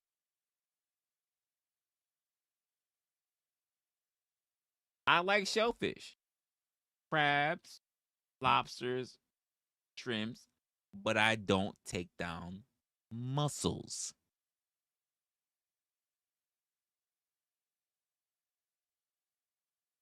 It's just the way how my mind is set up. Crabs, shrimps, lobsters. But you're not gonna catch me slurping on some mussels. I don't give a fuck how much flavoring and sauce and hot sauce and lemon shit that you want to. You're not gonna catch me slurping on some mussels. Some of y'all good with that. Y'all are good with that. The same way how y'all not gonna catch me out here rubbing on nipples. I'm not gonna be out here slurping on some mussels. You're not gonna catch me doing it. Y'all catch me eating shrimps. Y'all catch me eating fucking scallops. You'll catch me eating crab and lobster, but you not gonna catch me slurping on some mussels. No oysters, Ron. No, those are mussels. Those are mussels. Hey. I will eat clam chowder though. I'm not opposed to that. I will eat clam chowder. Clam chowder is actually not everybody does clam chowder. Clam chowder good, but I like clam chowder. Not everybody does it well. Now, keep in mind, I will also say this. This is going to throw some people off. I like clam chowder, but I've never had seafood chowder. I've had chili corn chowder. I've had clam chowder, but I've never had seafood chowder. Never had it. I don't really run into places where I can actually run into it. Like I've never had seafood chowder. But clam chowder I've actually had. It was okay. I mean, let's be honest, it's more potato than anything else. So I can't talk about anything else. Crab dip was my lunch today. I mean, crab dip sounds really good. Honestly, I'm not gonna lie to you, Peace. Anything with the savoriness of tartar sauce, awesome. Tartar sauce is one of the best things that was ever invented. I don't give a fuck. Listen, there are two things that people will swear by, right? And Peace, let me know if you agree with this. You don't need to, but just let me know if you agree with this. There are two things that people always swear by that's always gonna taste good. Tartar sauce and ranch. Those two things always slap. Always slap. If I can't find me some ranch dip, I'm not gonna fucking lie to you. Tartar sauce will do it for me. If I could not find ranch, make me some fucking tartar sauce, I'm still gonna fuck up those chips. I'm not gonna. Am I lying? Am I lying? If I could not find me some could not find me some ranch, and I don't know why you can't find ranch, but if you gave me tartar sauce, I'm still gonna fuck up those chips. Tartar sauce and ranch are two of the best fucking sauces that ever have. Not gonna lie. Ranch is fire, tartar sauce is fire. Like it is what it is. Those two sauces you can't compete with. You can't. And I like, especially because we gotten more revolutionized with our sauces. So like if you have like the ranch chipotle, the ranch, not sriracha, because sriracha is very fragrant. But if you have like the ranch chili sauce or the tartar sauce that has like the chili oil in it, it's a wrap. It's a wrap. If you've never, because you may not have, but if you've never had tartar sauce or ranch or like chili oil, not sriracha, you're missing out. You're missing out. And sriracha might do it. I love sriracha, by the way. But it doesn't go like, to me, I can eat sriracha if the dish is not really making up for me, I can eat sriracha because I just love the taste of sriracha. But that heat that comes with the chili oil, the garlic, the pepper flakes, the gochujang, and that hint of chili, all in a tartar or a freaking ranch. Oh, chef's kiss. It's so fucking good. Most people don't even know it. You said you're too white bread. Here's the funny part about that piece. The time that I had it, both, by the way, the tartar sauce I had for a fish fillet, but also I had a cod fillet. So I had like the goat the tartar sauce with the chili oil on the fucking bread, like it was fucking it was on white bread, like it was mayonnaise. Oh, so fucking good, so fucking good. You got you got to give it a shot. Give it a shot and tell me what you think about it. Give, Peace. Give it a shot. Tell me what you think about it. If you go to somewhere, maybe they got like a cod fillet or whatever. If they give you the freaking the tartar sauce, or you make your own, because I make my own shit. Make your own whatever, and you just put tell me how it tastes. And you're gonna look at the color, and you're gonna be like, it's kind of orangey, but the garlic, the relish, oh my, you're not gonna be let down. Peace. I swear, you're not gonna be let down. You're gonna eat that, and you're gonna be like, where the fuck has this been in my life? The same thing. The same way how people felt about like $1,000 dressing. Until people really understood what $1,000 dressing was, they were opposed to it. And then when they tasted, they were like, "Oh, this shit slaps." Ranch with chili oil, same shit. It's fucking awesome. It's awesome. Most people will never know because most people are limited. Most people are like, I can't eat that. You already ate so many weird shits, and you won't try that. I'm not saying incorporate it fully into your diet. Now you must live and die by the sword by it. I'm not saying that, but you won't even try it. You know, like I'm not saying you got to order a whole meal with it. I'm not saying that, but you're saying that you won't find someone who actually likes it, or you're not going to try it and say, "Hey, if I don't like this, I'm going to go pass that over to you." I mean, there are some people I know. There are people. So, all right, I'm happy you said that, Brick. I'm happy you said that. I am not a fan of bacon jam. I've tried it. I'm not a fan of bacon jam. And the reason why I'm not a fan of bacon jam, something about I don't mind caramel, I don't mind honey, I don't mind syrup on my bacon. Jam does not work for me though. It really doesn't work for me. And I once I tried it, I said, yeah, maybe because it's too sweet, too tardy, and or maybe like the texture of the jelly mixed with the crunchiness then of the bacon or whatever, and I'm just like, I can't do it. I I I, I couldn't do it. It was I'm not even saying like the taste was like totally worried or whatever thing, but it just you say it's for burgers. Oh, I definitely never had it on a burger. Yeah, I never had it in a burger. I tried it like it was on some like toast. I never tried it on a burger. That's crazy. I never tried it on a burger. So I may have to. Oh, I mean, I've eaten plenty of things that happens to be on a burger. So maybe that might work. Maybe that maybe that might work. I'm not gonna lie. Maybe that might work.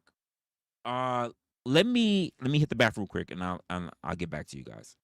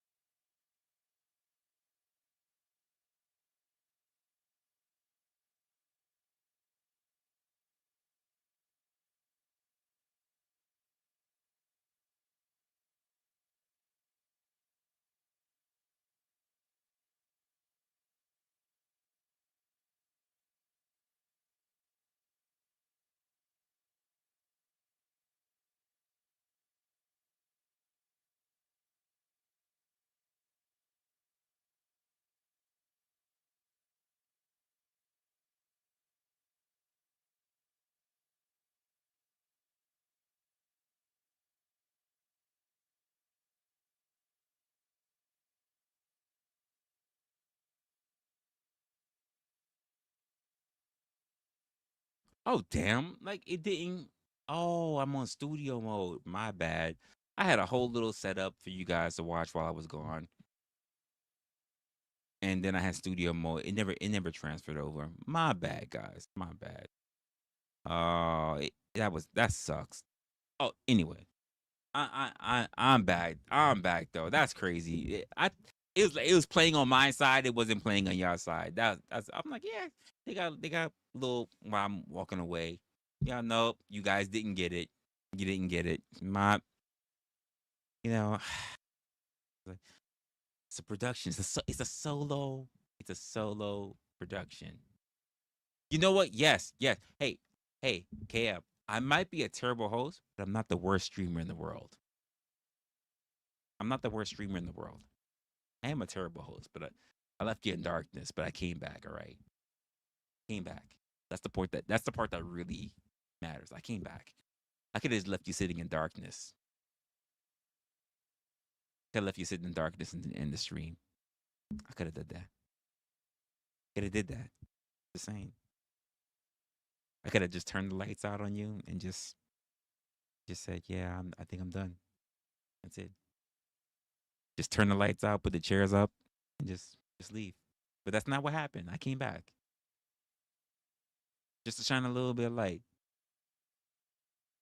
Come on now.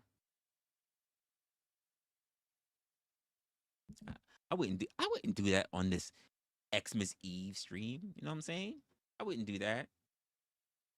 I, I wouldn't do that to you. I mean, I might have done it, but I'm not likely to do it. That wasn't the plan to do it to you. Let me just say that. Let me just say it that way.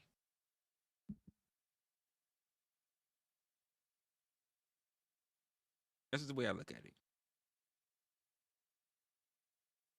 And I'm surprised, right? I'm not surprised because I did started this stream early, and I do intend to start my streams a little early because I'm just not really looking to see all the bullshit that just flies through with a lot of different other creators. I like to have my own little peace of mind and my own little bit of space. To be honest with you. Hold up, let me go take a look. Oh man, I've got so much content I've got to go over. Oh, let's see. Damn, looks like Uncle Tom was still alive. I got my camping videos. I got cooking videos. That brisket looks really good. What? Coach Greg is live. There's a couple. Oh, there's a couple of people. There's a few people that's trying to go live for this evening. Most of them, if they're not talking about conspiracy, honestly, they're talking about D and P. What you asked me? Shoot. Oh, you became a resident. What? Appreciate you. Let's over here turn around and became a resident of the channel. I appreciate you for actually doing that. Let's go. Let's in the channel. Actually decided to go ahead and do that. Listen, you could have done so many other things with that. You could have turned around with a little bit of money, and you know what you could have done? You could have flicked change at a homeless person, but you decided to give it to me. Trust me, I've been homeless before, so I understand what it feels like. But you decided to give that money to me just so I won't be homeless again. I appreciate you.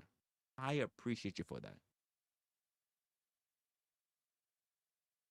You said, or rather you asked, do I have a big Christmas dinner for my family? And the answer is no. Because here's the reason, because my family is becoming smaller.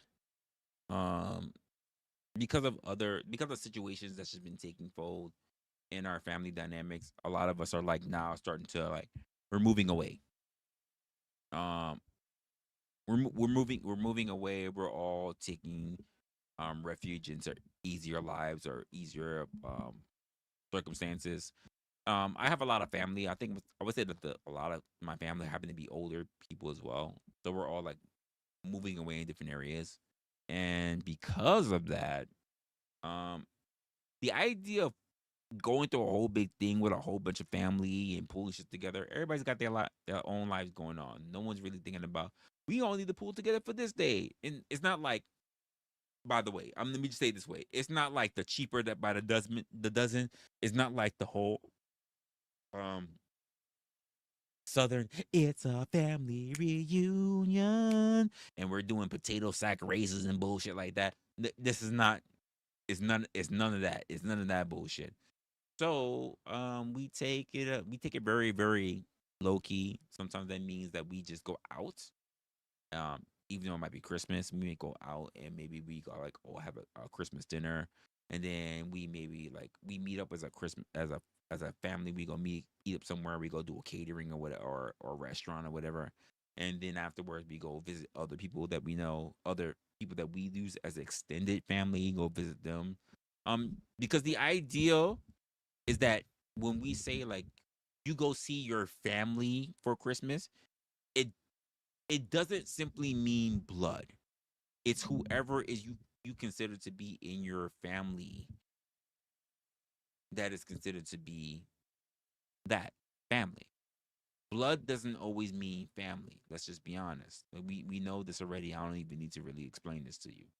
So for some, it's gonna be blood. For some, it's gonna be the people that they grew up with. For some, it's gonna be the people that they just really want to spend time with. For some, they want to spend time with people who don't have family. Keep it above. There are people who are going to be on Christmas going to visit someone who they don't really know that well, but they also know that person doesn't really have family. And I think that's a good thing.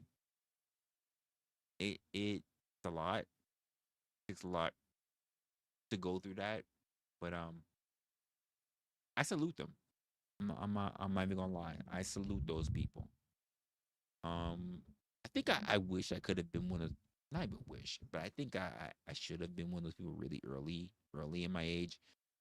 Um, Especially to older people, because only as I got older, I learned so much from older people. Not to say that I took everything that they had to say to heart, but I did hear some of their stories. I'm just like, motherfucker, you're a fuck up, and they just laughed and like, yeah, I fucked up a lot. And but they were all, after that always came a little bit of gems that I could take away with. And sometimes I didn't even learn a lot of those until I was like later. I was like, this is what they meant. Um, but to hear it is still fortunate all in itself. And I think a lot of us don't really get that. I myself have gone through a lot of ups and downs, highs and lows when it comes to family. So I have a different outlook when it comes to family. It's not that I don't care, or it's not that I don't appreciate them. I don't know. It's a personal thing. I don't know how to explain it. To be honest with you, it's an internal wiring that I don't know how to figure out. Because I can ask someone and they can tell me everything that they're feeling and they're going through and how they are appreciative and all those stuff, and I'm just looking at them like,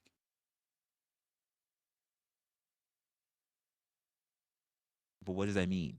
Like there are, and this is just me. Now, I'm sure there's other people just like me. Is like it. I'm sure I'm not alone. There are people that me and my girl's a great example. If I say the word love, it means so many things to her. It means all these fluttering butterflies and giggling and warmth, and she wants to touch and she wants to hug and she wants to, and to me, I hear it and I just go, I don't know what you're talking about.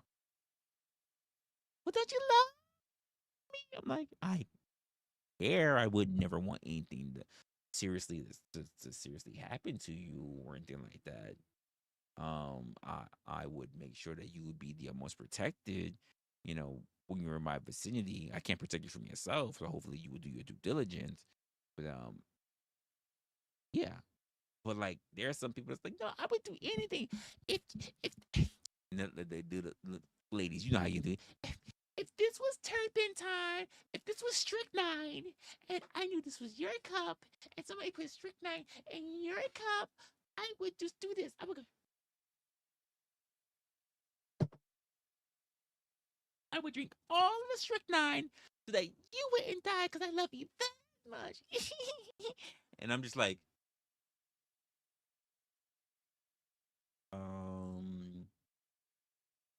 I would just slap the cup out your hand and you would just be upset with me, but I would be saving your life. I wouldn't drink the fucking strychnine. That's just, and and because I'm very cold and whatever, like it just it doesn't make sense to me. You say your man is drinking that shit? Oh yeah, your man's a fucking fool. Your man's a fucking fool.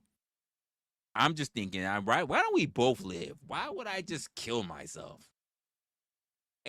There was no guns to our heads. Why would I just kill myself? Why didn't I just like drop it on the floor? Oopsie me, I'm a fucking klutz. Like, why would I kill myself? The fuck? Like, it just be really silly shit like that, and I'm just like, no. You said, mini California is Drake the it probably. So check this out. As a gravity, check this out. I was the type of person, especially in my younger 20s. In my younger 20s, I'm gonna say I probably stopped doing this when I was about 24, 25. I used to be the type of person when I went out, especially like around this time, not Christmas, but for sure New Year's. We would go out. I could have a girlfriend and everything, whatever. But if I went out with friends, it was a time to let loose, let free, to be reckless. And I could be drinking. Like, I knew my limits. I knew I could either drink alcohol or I could drink beer. By the way, you can ask the guys from Vegas if you want to. You can ask the Vegas crew. If you saw me drink beer, I drank beer. If you saw me drink liquor, I was drinking liquor. You did not see me mix and match. I just don't do it. You see me do it here on stream. If I drink liquor, I drink liquor. If you see me drinking beer, I drink beer. You never see me mixing. And that's like a little rule that I have for myself. It's not like a principle or anything like that. It's just a little thing I said for myself. I don't need one if I have the other. And when I was much younger, I didn't have that principle. So I would.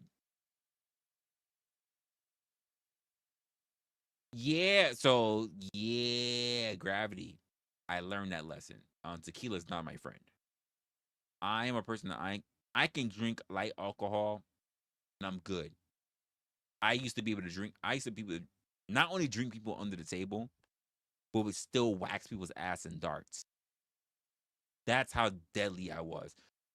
It really, what we call light alcohol, we used to call it city gin, just water. Until I tasted actual gin, it just tastes like grass. Like light alcohol, some shades of Bacardi, because some shades of Bacardi are light. Vodka, or nothing. And I could still play darts, like fuck. And I would still do well. And I used to do this not only as a bartender. Well, sure. Hey, is there anyone here that used to work in a bartending job? Like, if you like, we used to call them barmaids because most people who did it were women, but the guys, forgot we barbacks. That's what we called them. I never been a barback. I was like either I knew the barmaids or I'd be behind the counter, but for it was a smart time that me and one of my exes a long time ago we were going for our alcohol license, a liquor license, which she turned later into a liquor license.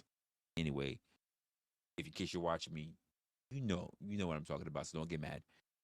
You're good now. You're good. You're good. So anyway, um, back then, there's a lot going on, and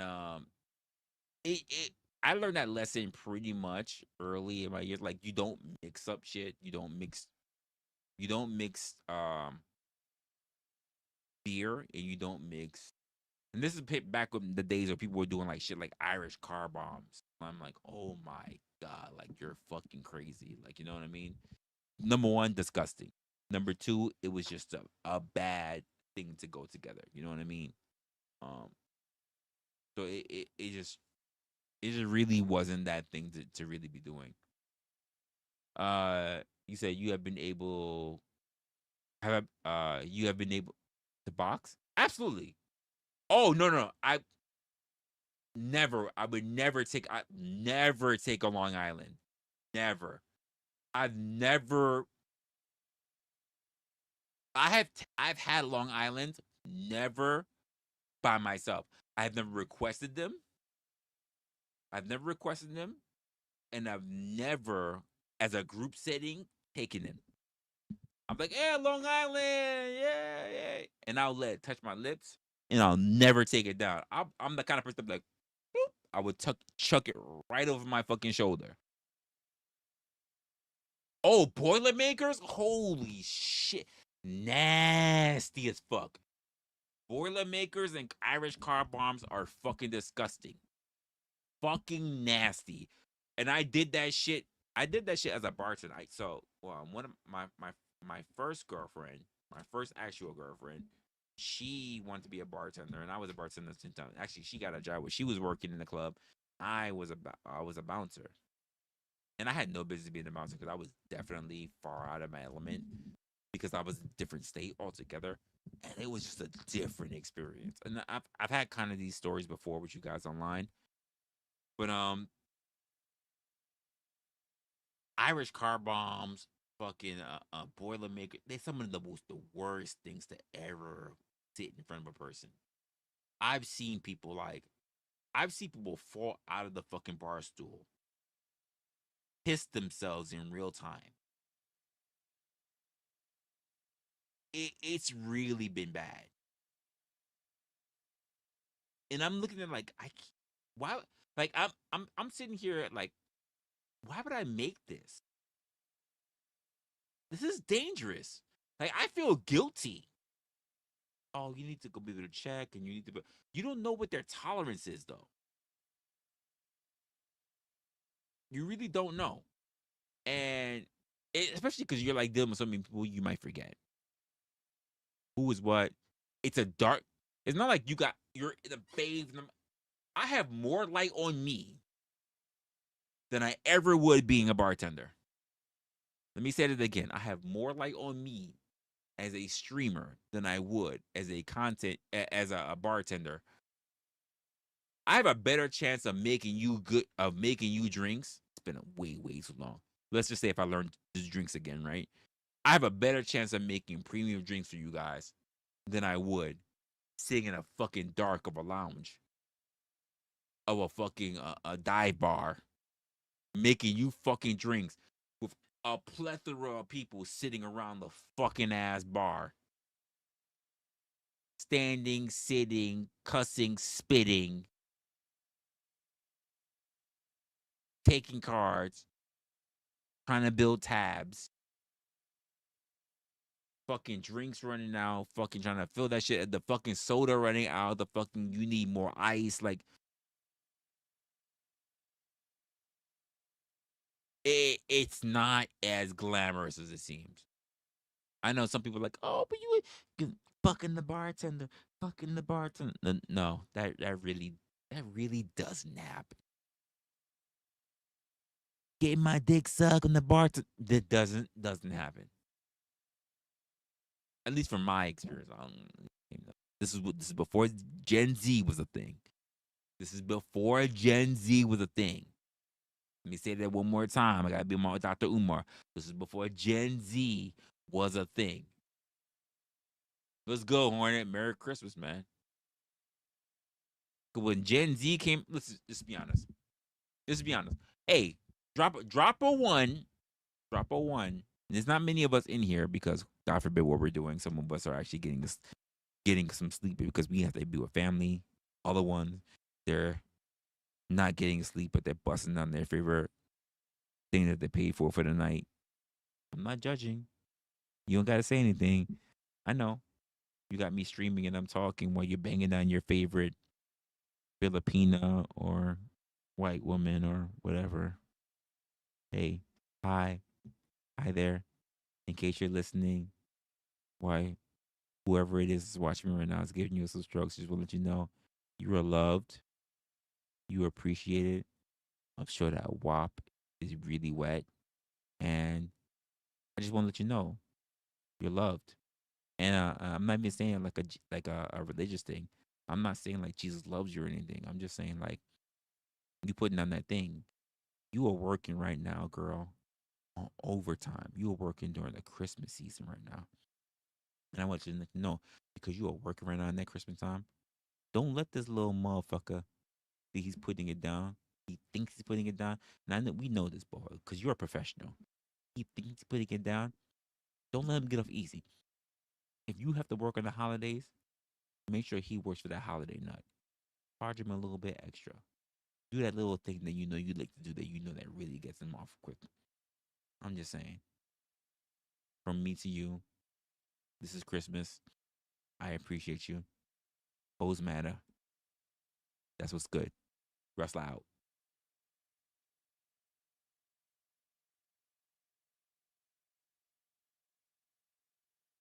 Because some of you right now, you're listening to me, but your phone or your speaker is in the background. That was a little service announcement to her, and you're doing this. Yeah, girl. And they're listening to me in the background, even though I'm rehearsing this after I just gave my little service announcement to them, and they know. I'm just saying, charge them a little extra. Hit them with at least a little $30 extra. Simply because of the fact that I gotta sit here and give you the pep talk and let you know that I know that you're there putting in some real holiday work. Charge him the extra 30. And I know he's mad because he's already deep dick in you, trying to touch your cervix. But charge him 30. He wants to get his nut off. He'll give you the 30. And I know he's probably pissed at me right now for saying this. But guess what? You should have thought about that before you decided to get your whistle wet Christmas Eve. I said what I said.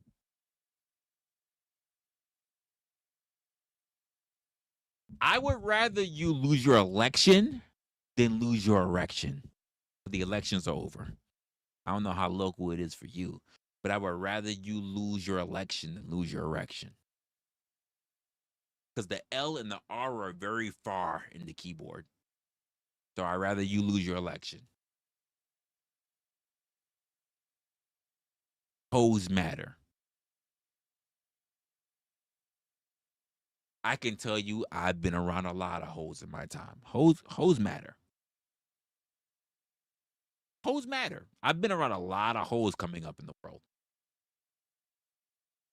I don't have a disdain for hoes. I'm not saying I'm gonna go out of my way to protect them and love them and do whatever, but I've had a lot of hoes in my life. Those who I've taken down, but also those who I've grown up, even next door to. I've met a lot of hoes. For those who know, you know. Shout out to Jerome Avenue, Bronx. I know a lot of hoes. Shout out to Hunts Point, Bronx. I know a lot of hoes. This is way before Ludacris.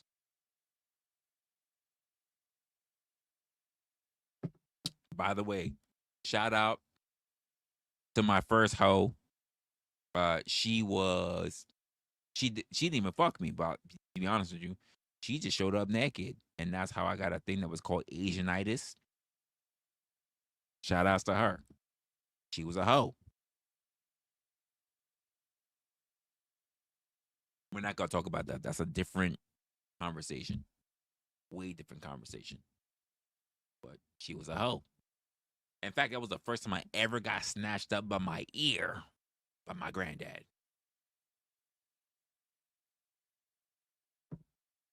So I had two experiences. First time I ever saw an Asian woman fully naked, baddie as well. Not just average, but a baddie. And then also it was the first time I ever got snatched up by the damn ear and neck at the same time. I don't know if he did. Like, he literally grabbed me by the ear and neck at the same time. This. See, normally, like, if men are mad, they grab you either with they give you a one hand, one dominant hand, and they grab you, and whatever hand they grab you by, that's the thing they grab you by. My granddad grabbed me with two hands. He went for an ear and a neck. I guess that means just how much he loved me. I guess that just means how much he loved me. That man grabbed me by my neck and my ear. I remember it to this day. I had my whole best friend at the time with me. He didn't even grab him. But that man ran inside my apartment as if he did grab him. I'm just putting it out there. I'm just telling you. It's just the way it was.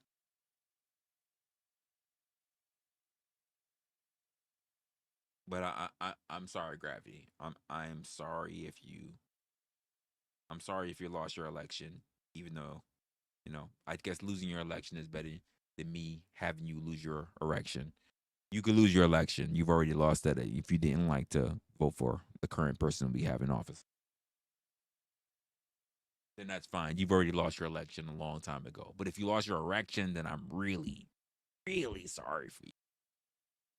Because that shouldn't have happened. And then not by me. That shouldn't have happened. It shouldn't have happened. It is what it is, though. And honestly, we're running up. Oh, we are running up on 11 o'clock, folks. The election lost its erection. Actually, the erection lost its erection. The erection lost its erection before the election. Let's just be honest. No one thought that Biden was keeping it up. No one thinks that Trump is keeping it up. No one thinks that Trump is putting down Melania. Even though, I'm going to have to say it, there are some thirsty-ass people, I've met them, who would have still put it down on Kamala.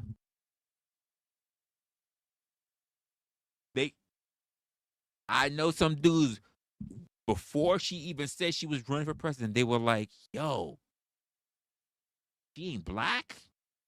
Said, nah, she ain't black. Look at her whole sister. Her sister's okay looking, but her sister is Indian. Her father is Indian. He's like, man, she ain't black, but she can get that work. I was like,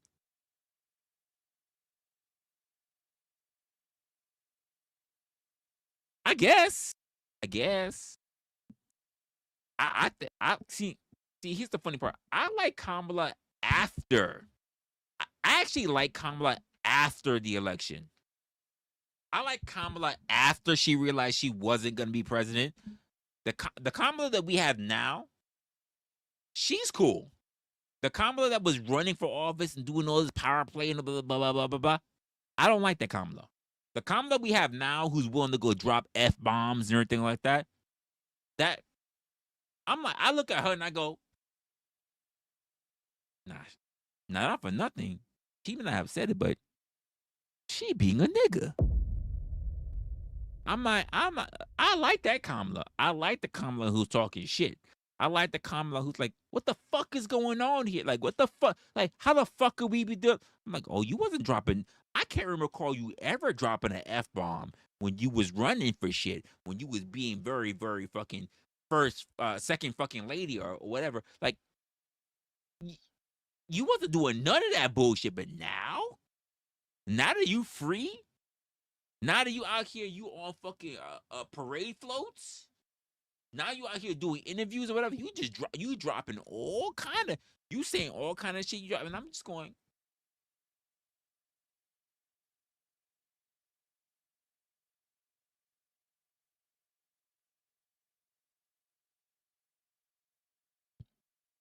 Hey yo, Cam, can I hit that? Ah, I'm I'm I'm not saying anything. I'm just saying you girl, you switched up.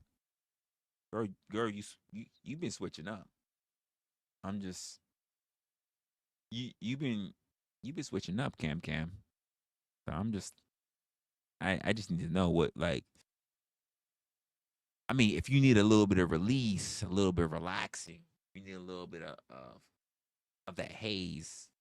I got a guy. I got a guy that you could reach out to if you like. His, he ain't that far from you either. You know what I mean? He closer to you than he is to me. My guy's OG do dirty. I mean, you in politics. I'm sure you can get your card. Talk to. Hey Cam, talk to me. Talk to me. I'm gonna reach out to OG. We gonna get you right. We gonna get you right. And, once you get yourself nice and mellowed out, I'm not saying run again. But we get you mellowed out. What you want to do is what you want to do. If you want to run, you do it. Just if you decide to run, keep me and him out of it. But you don't want to run. You just want to mellow out. You know what I'm saying? Like maybe just maybe I might pull through. Maybe I might pull through. Just no. Listen, gravity. Maybe she not running, but maybe she moaning.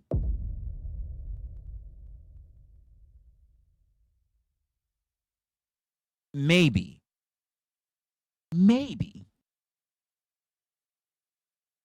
This is Cam we talking about. This is Cam we talking about.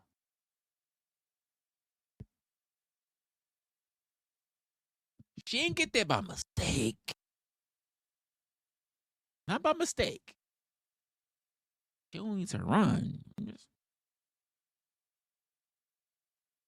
I just need to know how she was able to run for office.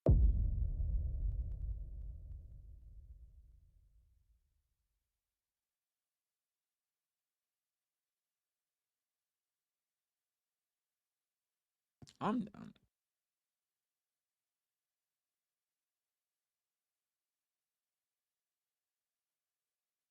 You said quantum.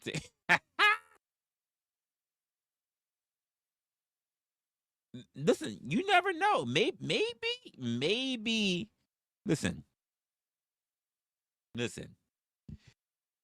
We cannot say that she doesn't have what it takes to be able to rise if she can become the president. If we can turn around and see in TPUSA right now that Nicki Minaj, and I never saw this coming, that Nicki Minaj could be running in TPUSA and say the dumb shit that she say. By the way, folks, I was thinking about doing a video on it.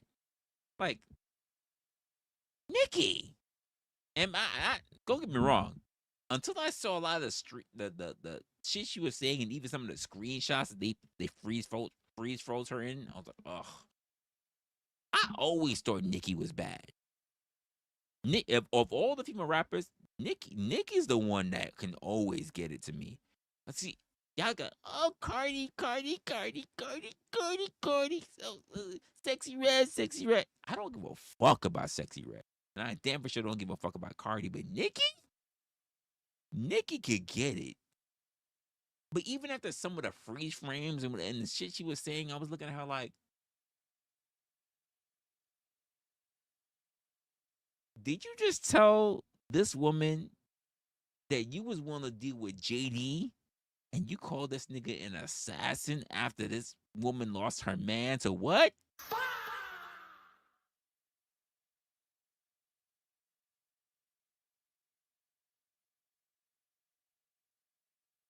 How, how you do that? Nikki.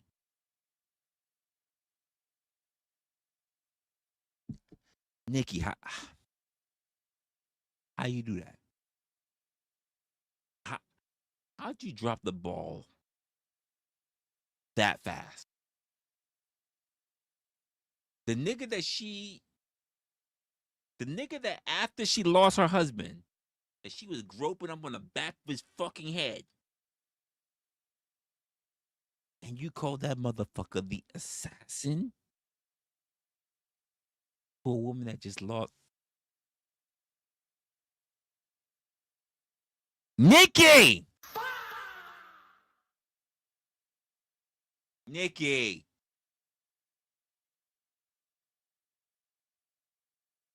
How you did that?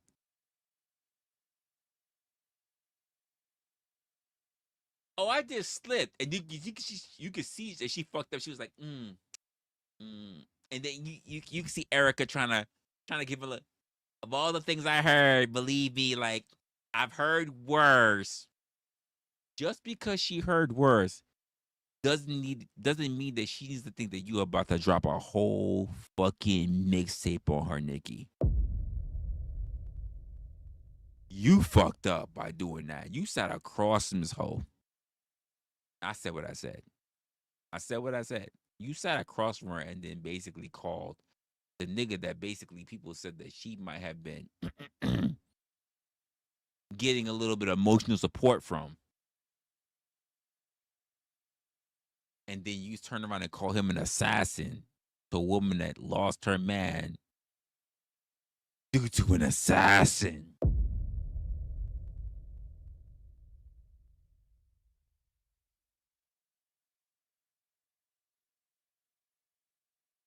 Nikki, you're smarter than this. At least I thought you were smarter than this. Time and place just escaped her. I don't want to get into this. I don't. Just me thinking about it make me deep dive into it. I don't want to get into it. Jesus Christ, that was tough. That was tough. And for those who know, you know. For those who don't, do a little bit of research. But that was tough. I'm not even a political person, but even that hit my feed. It was tough. I'm not a political person like that. It was tough. It hit my fucking feed. I was like, God damn. Just time and place was just terrible.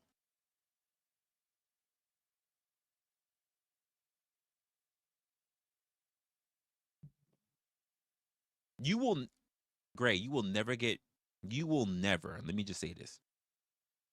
You will never get any form of politicians with operational skills. Never. And I said this, you might be new to me, but I said this a long time ago on my content. The House of Representatives, the Senate, should be comprised of people who reflect America. Whether the majority of those people are business or law. Why are they not engineers? Why are they not teachers? Why are they not finance? Why are they not farmers? Like, why are the majority, the bulk of those people are business and law only?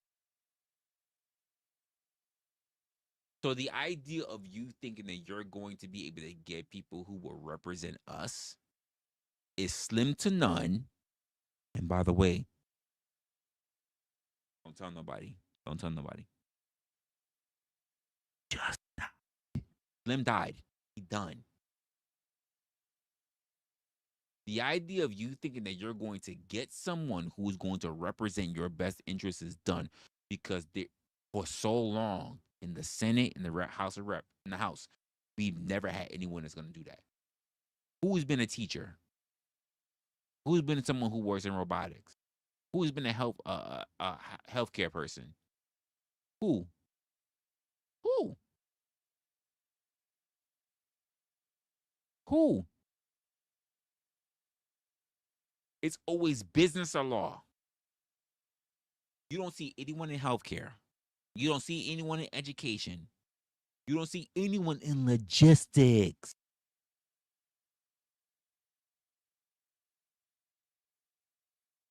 You don't see anyone in any of the, quote, blue-collar fields that results in us being able to get products across our nation. Never mind the world, just our nation.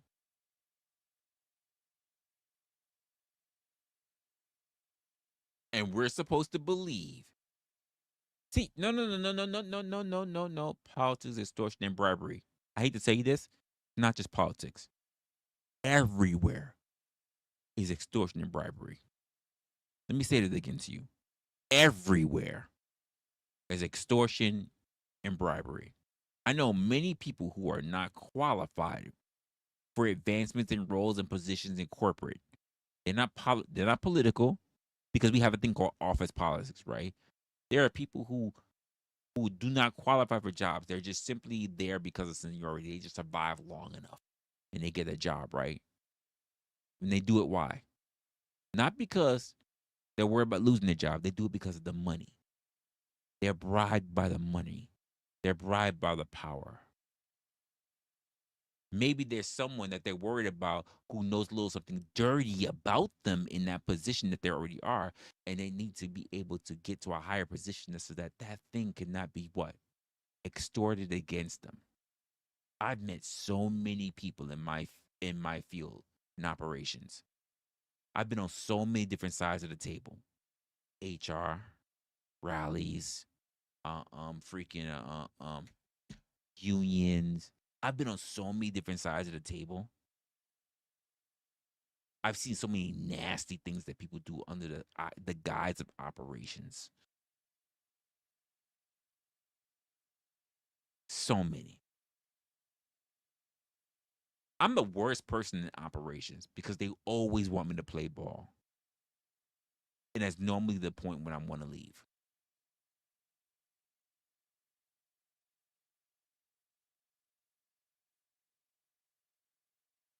No, I'm saying you're saying that governors don't. I'm saying that people are just as bad as governors.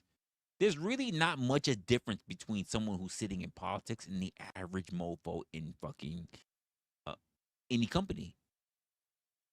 I'm telling you, there's really not much a difference. That's what I'm telling you. People don't understand that. Like, it's not just a genetic thing. People are more in common with each other than they ever realized. It's not a color. It's not a creed. It's not a culture. There are people who are just way more in common with each other than they ever thought. Well, here's the funny part. You said, did you get shit done? I did. But it doesn't mean that what I got done was good for the bottom line. Who did you get shit done for? Was it done for yourself? Was it done for the people? Or was it done for the company? Because people hire you so that you can do shit for the company. They don't hire you so that you can do shit for the people, and they damn for sure don't hire you, so you can do shit for yourself. Here's the way it works. The company, you, and then people. When you're in a position where you have to look after people, if you're really a good boss, you will make sure that you serve your people. The people above you will look at you like you're a problem because they think that you should serve yourself, that you shouldn't be serving your people. Let me say that again. You want to be a good boss to your people, so you serve your people, because when your people do well, they make you look good. The people who are above you don't respect you because you serve your people. And to them, they think that you should be serving them. That's a problem. This is the problem with all type of politics, whether it's political, office, it's all the same. It is all the same. It's always about a me mentality, not for the greater good. There's no goose for the gander. You know what I mean? They teach you that it is, but that's not the way the principle works. The best way for you to get above is to, and I'm going to say this, and this is going to sound really harsh. And I'm not saying that this is the ultimate way to get through, because I'm not going to tell you I got the game plan. I'm going to tell you from my personal experience. The least amount of people that you have to look over, the least amount of care that you have to worry about looking at these people on, and the least amount of people that you have to work with puts you in a better light. Say it again. If you manage to work for a job where it's all on you and you don't have to worry about nobody else, you are in a good position. Because if you fuck up, it's all on you. You don't have to worry about falling short because the rest of your team fell short. If you did what you had to do, you're good. The moment that you have to have your performance, you have to have your whole outlook on your employment based on how other people perform, you will automatically not just look at other people, but also look at yourself as a disadvantage. And it's not the way it should be, but it's the way that it's set up. And so many people put themselves in positions where they believe I should fuck you over to make myself be better, and I could just blame you and get rid of you anyway. I've met so many managers that they'll turn around and say they're turn around. They've been piss poor. They're actually their team's done. I met a couple of people. Their team is actually doing well, but they're a piss poor manager. Their team is doing well despite them. They can't get their shit done, but the team has their shit done. And I've had to do an investigation to get these people fired. I'm like, you need a better leader. You need a better manager because you're doing what you have to do. It's them that's fucking up. But let's be honest.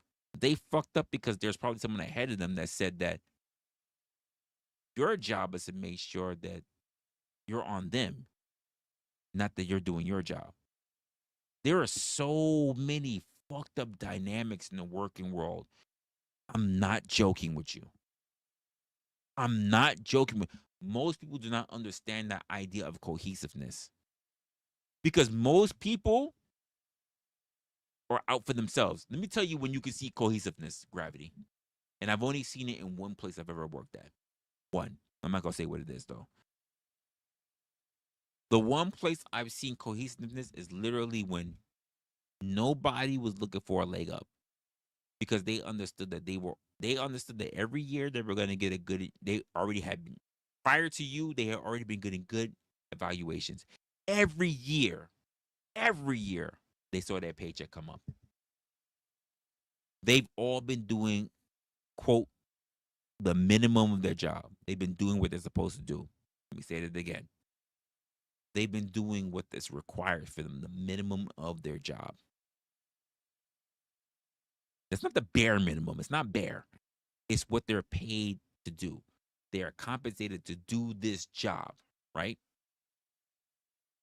The problem with companies is that they want you to do more, to sacrifice more, to do more, to give more than what is required of your actual competency profile.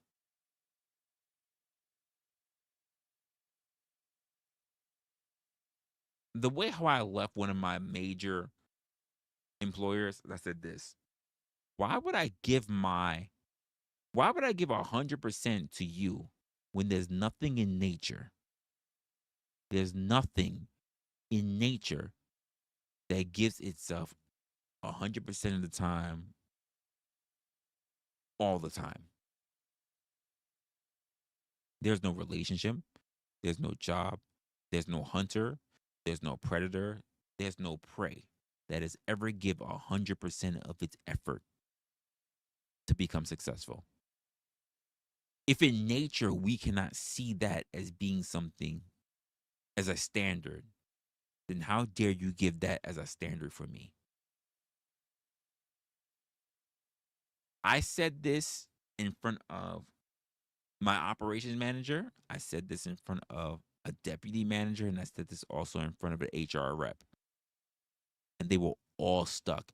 And the only person who decided to say, well, you guys got this right, I'm going to take off, is the HR rep. They were stuck. They were sitting there for 15 minutes trying to figure out how were they going to fucking finesse me, because I had already put them in the corner less than 10 minutes in.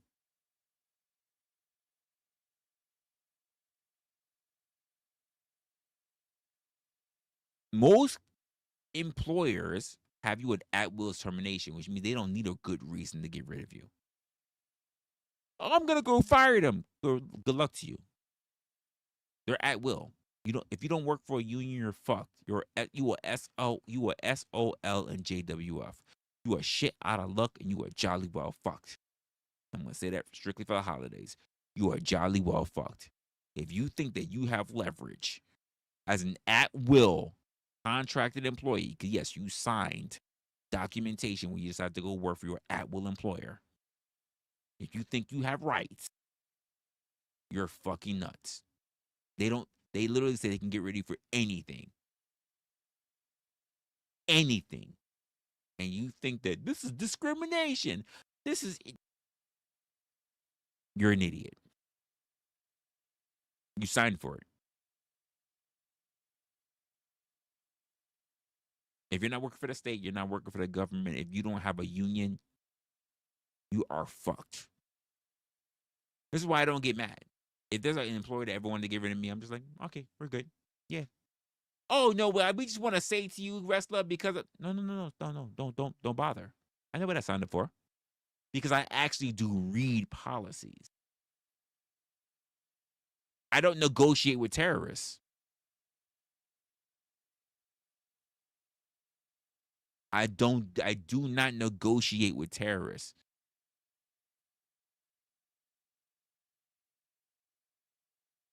I've literally had an employer come for me and say that they want to get rid of me because I do content. Has nothing not that it had anything to do with my job, by the way. Not that anything I talked to you guys about or whatever had anything to do with my work ethic. I was solid. Fucking chef's kiss on my job. But that's not the reason they wanted to get rid of me. And be honest with you, they didn't need a reason, because why? It's at will. I looked at them and said, okay, you got to do what you got to do. Oh, we're going to do a big investigation. Hey, stop. The fact that you're even trying to talk to me right now, you already have your mind made up. So let's skip all that. Let's skip all of that bullshit. I don't want you wasting the most important thing that we both have.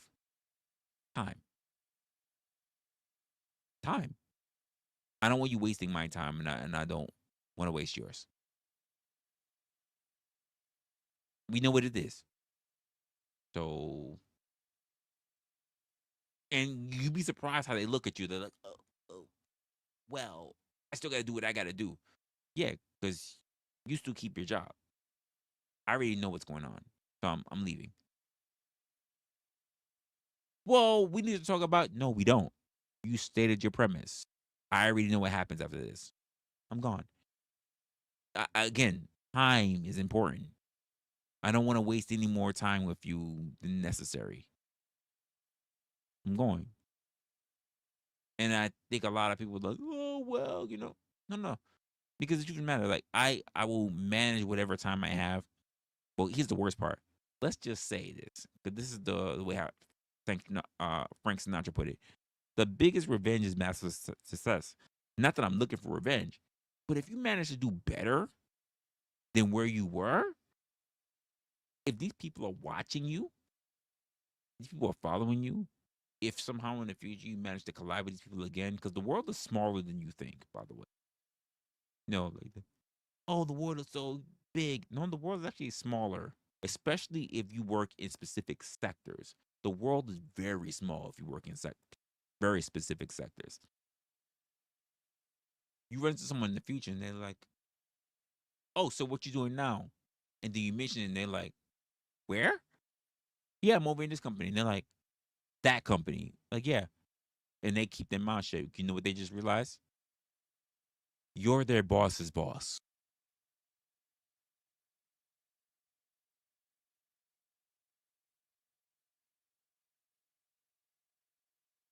And you don't say anything. You just look at them like, "Oh, what?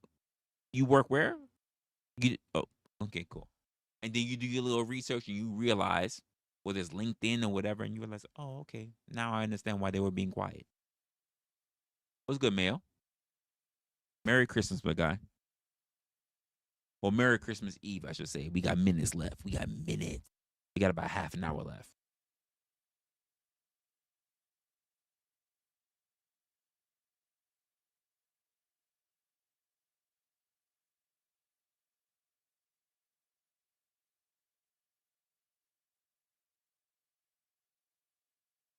Nope, competition. No, Josh, competition doesn't matter.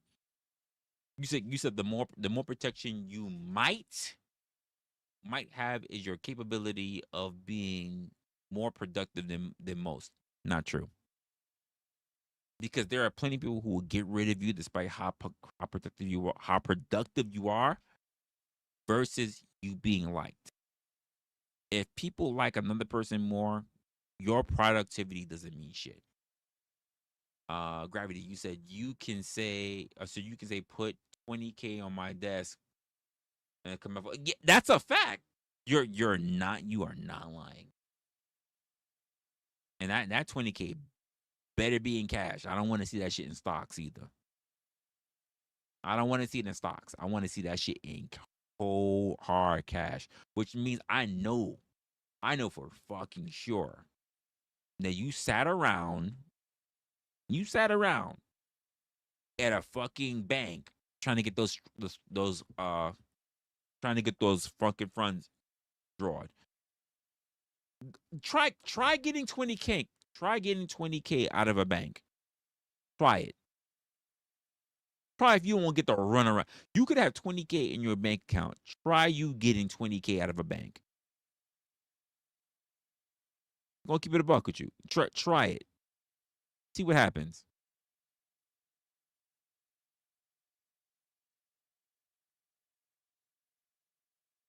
See if they don't treat you like a hoe.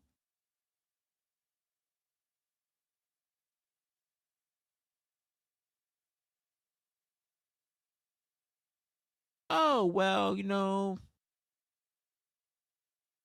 cash your check don't mean shit. I'm telling you right now. Try pulling out. How about this? Try pulling out 10K. 5K they might have. Try pulling out 10K. See if they don't give you a bunch of shit for trying to pull out 10K. Gravity. If you got 10K in the bank, just fuck with them. Just go there and say, let's just say you got 15K in the bank, right? Hey, I need to pull out 10K.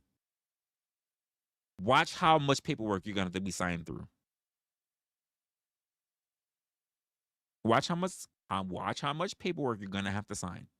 Think how long you're gonna be sitting there waiting in a little cubicle and shit. Watch. You just fucking watch. Time yourself. Go on your phone, pull up your little timer, and see how long you're gonna have to be doing your cubicle. You're gonna be there for a little bit. I'm not even lying to you. You're gonna be there for a little bit.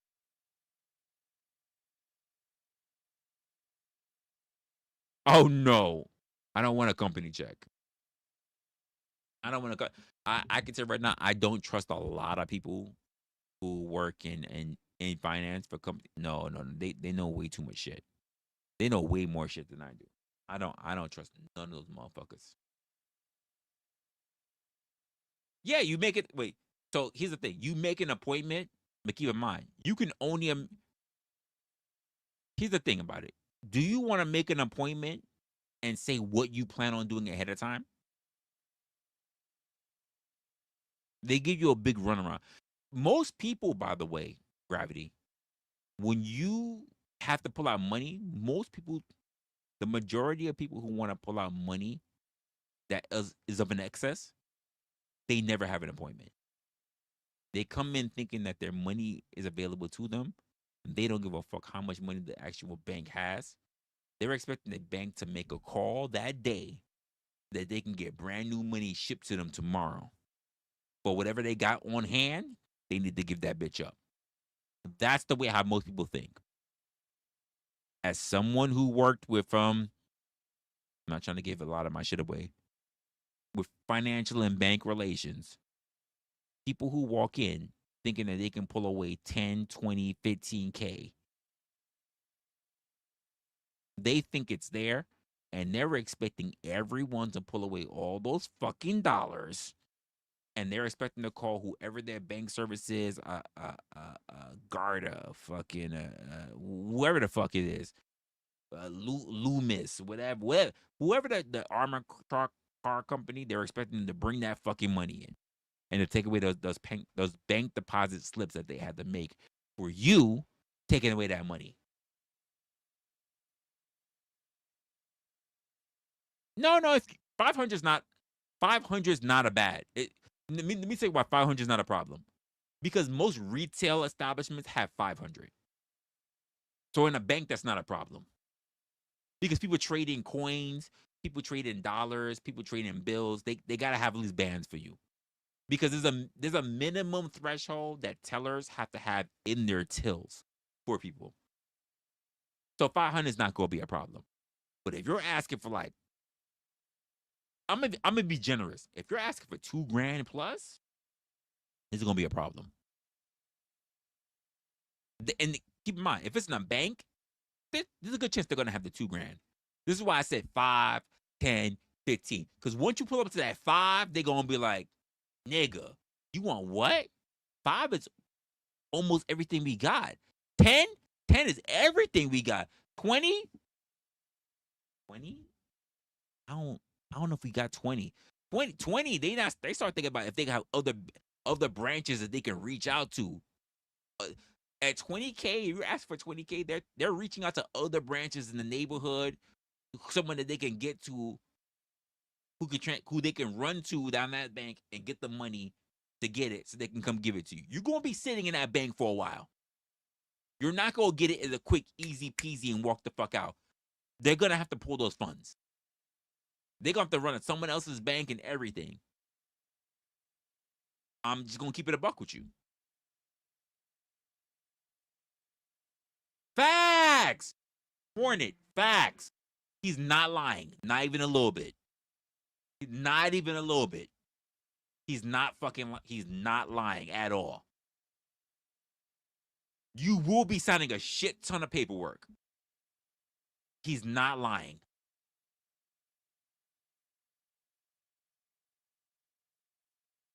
No, they will ask you if you're okay and everything. But if you're like, yeah, I'm okay, I just want my money, you're still gonna be sitting through a shit ton of paperwork.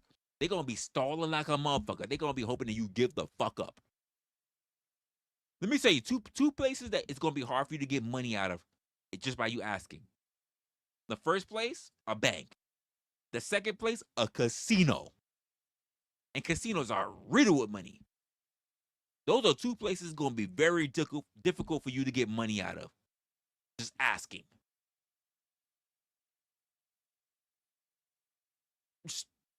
I'm just going to keep it a buck with you. Those are two places that you know should have money, and they will do everything in their power to stall you from getting it.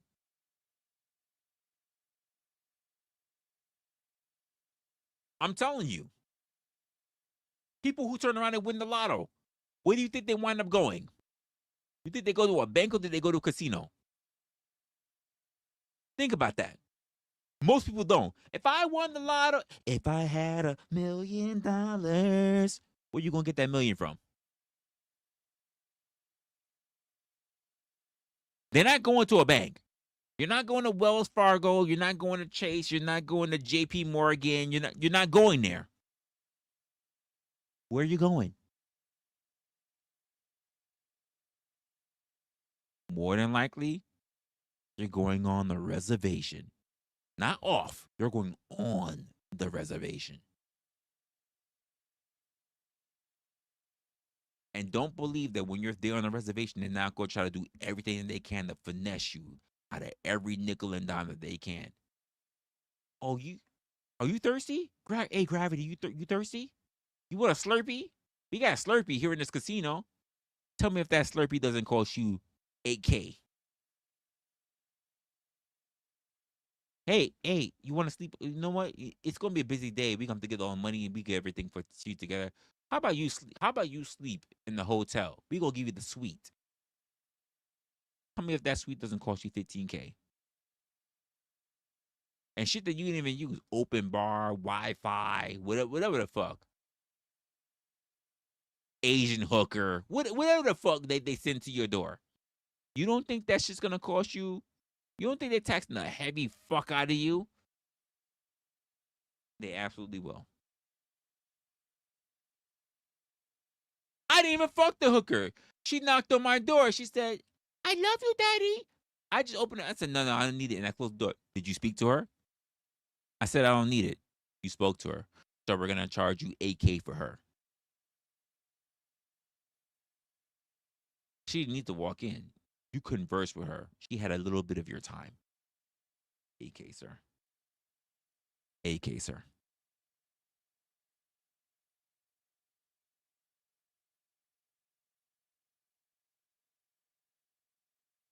Yeah, they treat you like it's taken.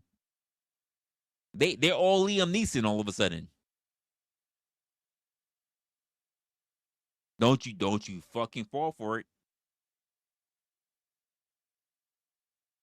I would not allow them to give me a cardboard box outside of the fucking casino. I will refuse. I would gladly take an Uber home and back than stay at that fucking hotel on that fucking reservation. Just gonna keep it a buck.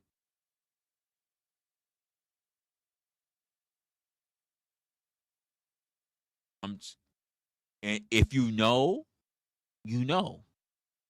If you don't, I mean, do some research. Do a bit of research.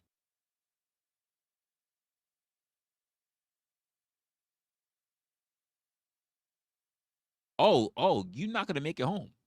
If you plan on betting while you're there, you're not gonna make it home. Especially if you win.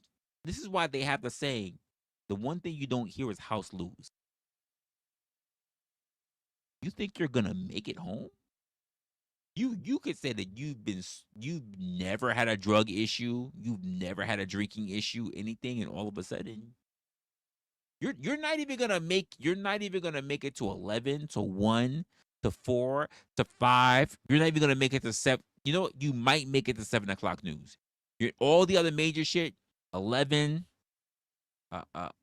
11, 1, 4, 5. You're not gonna make it.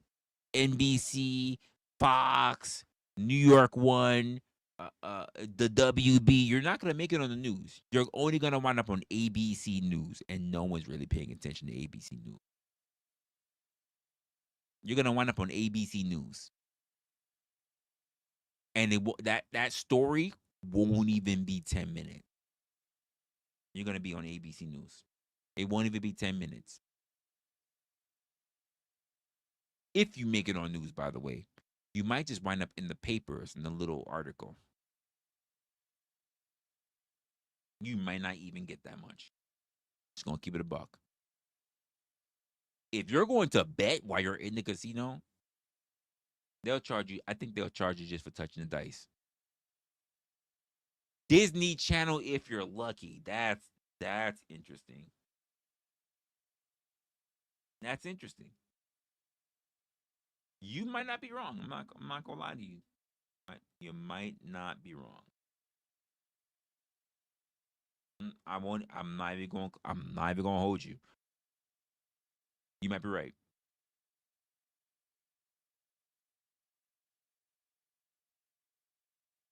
You might be right about that. I'm not gonna hold you. ABC owns them. I don't know. I think ABC be struggling. I'm not gonna lie. ABC. I don't think ABC owns more than Fox. Fox has way too much shit going on. I don't think ABC owns. ABC doesn't have. ABC may have more than CBS. That's our. That's in New York. That's our channel too. The WB Warner Brothers. Warner Brothers be throwing in shows. ABC because they have like Modern Family. Whenever they throw out shows, it be hit shows like Modern Family was a big one. What's the other one? The cop shit. That was a while ago. Like ABC be throwing out really good shows that be lasting a good while, so they get more viewership even though they don't put out a lot of shows. The WB does, so maybe they own WB and CBS. Shit. But not, I said CBS, not PBS. CBS. But Fox. Nah, they're not touching Fox. They're not touching Fox. Fox is not someone you fuck with. Fox is no one you fuck with. So I'm gonna say that right now. They're not touching Fox. Strictly on Fox News alone, they're not fucking with Fox. Fox has become wholly political. When I came up, Fox wasn't even all political. Fox had so check this out. When I came up, Fox had Married with Children in the evening.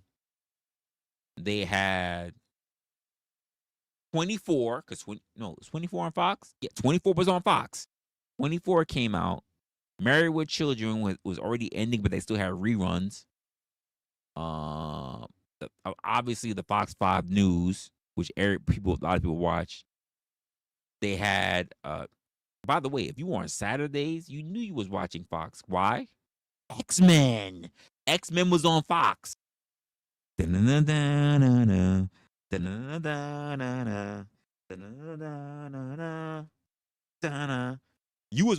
was watching Fox on Saturdays because they had some of the best. Power Rangers, that was on Fox. X-Men was on Fox. Fox was running shit for a while. Think about it. Power Rangers was on Fox. The PJs, yes. The PJs was great. The PJs is like the very soft version before the Boondocks came out. Eddie Murphy, man, yes. That's y'all don't get it. Y'all don't get it. The PJs, absolutely. Ninja Turtles, I remember being on Channel 11. So that was before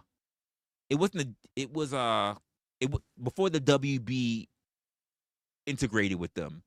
Whatever the station was called. Somebody, yep. Y'all probably as old as I am. Y'all probably remember. But the before the WB integrated with themselves, it was called something else. It was Channel 11 something. It was called something before the WB took over and they bought them out.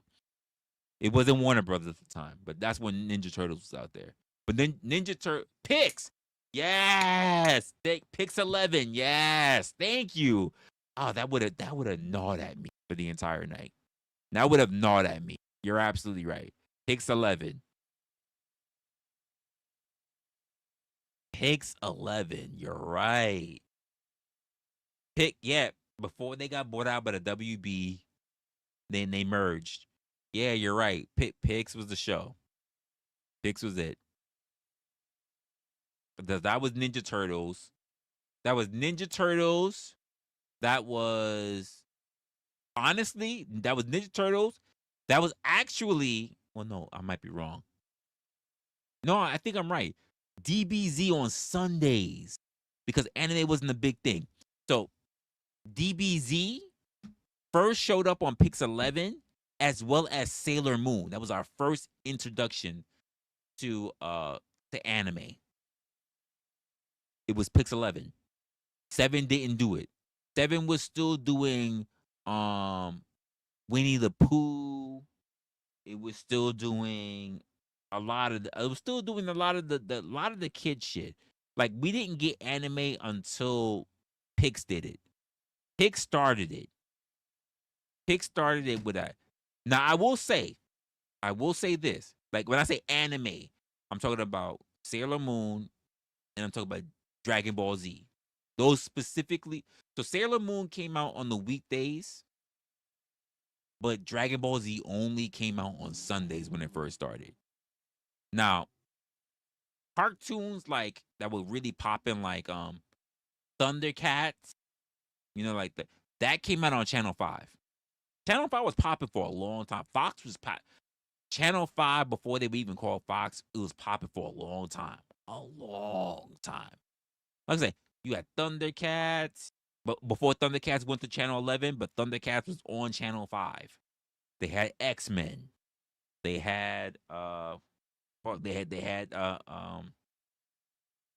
had Power Rangers. They had a lot of shit. They had a lot of shit. If you wanted the Jungle Book, if you wanted Winnie the Pooh, that was all Channel 7. That was all ABC. But Fox had all the big shit. You knew as a kid, you had from 8 o'clock to 10 o'clock. Because the moment you was at 10 o'clock, you knew you didn't have nothing else to watch on Fox, because we all be politics. It'd be all politics. So you had from 8 to 10. After that, it's politics. Get the kids out of the way. Time to look at politics. Yeah, you're right. Fox was in Los Angeles. You're right. You are right.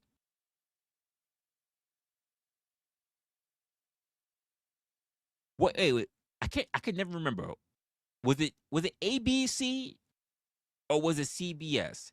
Which channel had Meet the Press? Because that was a show that always irritated me. Was it CBS or was it ABC? I don't think it was 11. It was NBC. Okay. It was 4. Channel 4. Okay. I did. Oh, you said which one? It was NBC or was it CBS? It was one of those two. I didn't even think about Channel 4. It was one of those two. Because Meet the Press will come on. There was another one.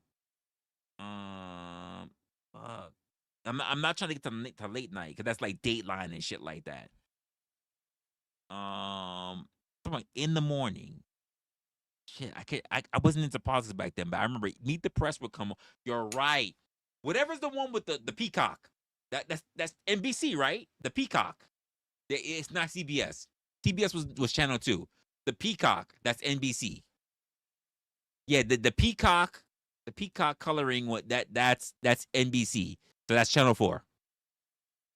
Yeah, Meet the Press was on NBC.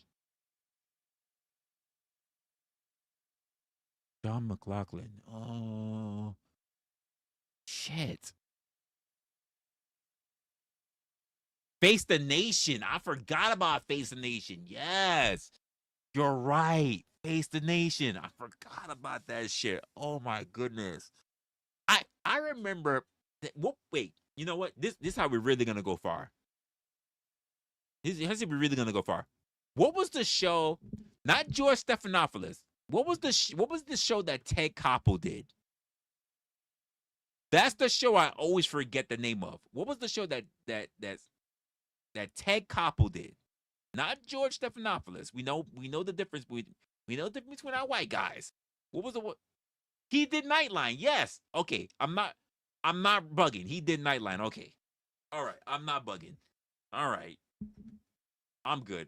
I'm old, but I'm not that old. Like, I remember. Okay. I'm not bugging. He did do Nightline. Cause I remember like Nightline, Dateline. I'm like, I can't fucking like you're too close to each other. You're too close to each other. 60 seconds, no, but I knew 60 seconds. That was definitely CBS. 60 seconds was CBS, absolutely.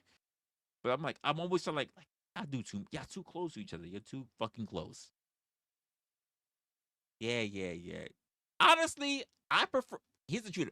I preferred watching Ted Koppel than George Stephanopoulos. I don't know. I just feel like Ted Koppel was more real. I'm not gonna lie.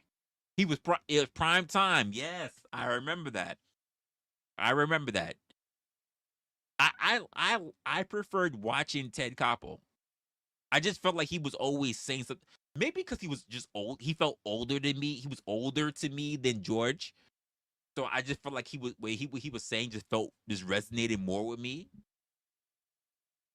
Has the golden pipes. Yes, he did. You know what? You're right. I think it might have been his voice. I think I respected him more because of his voice. Yeah, you're right. I always felt like he had more of authority. I'm not gonna lie. And by the way, both of them was out in the field. I can remember both of them during bombs blowing up and shit in the background, and they doing the whole the reporter shit. I remember both of them, but I don't know. Ted Koppel always stood out to me. And you're right. Maybe it was the voice. Maybe it was. I'm not gonna lie.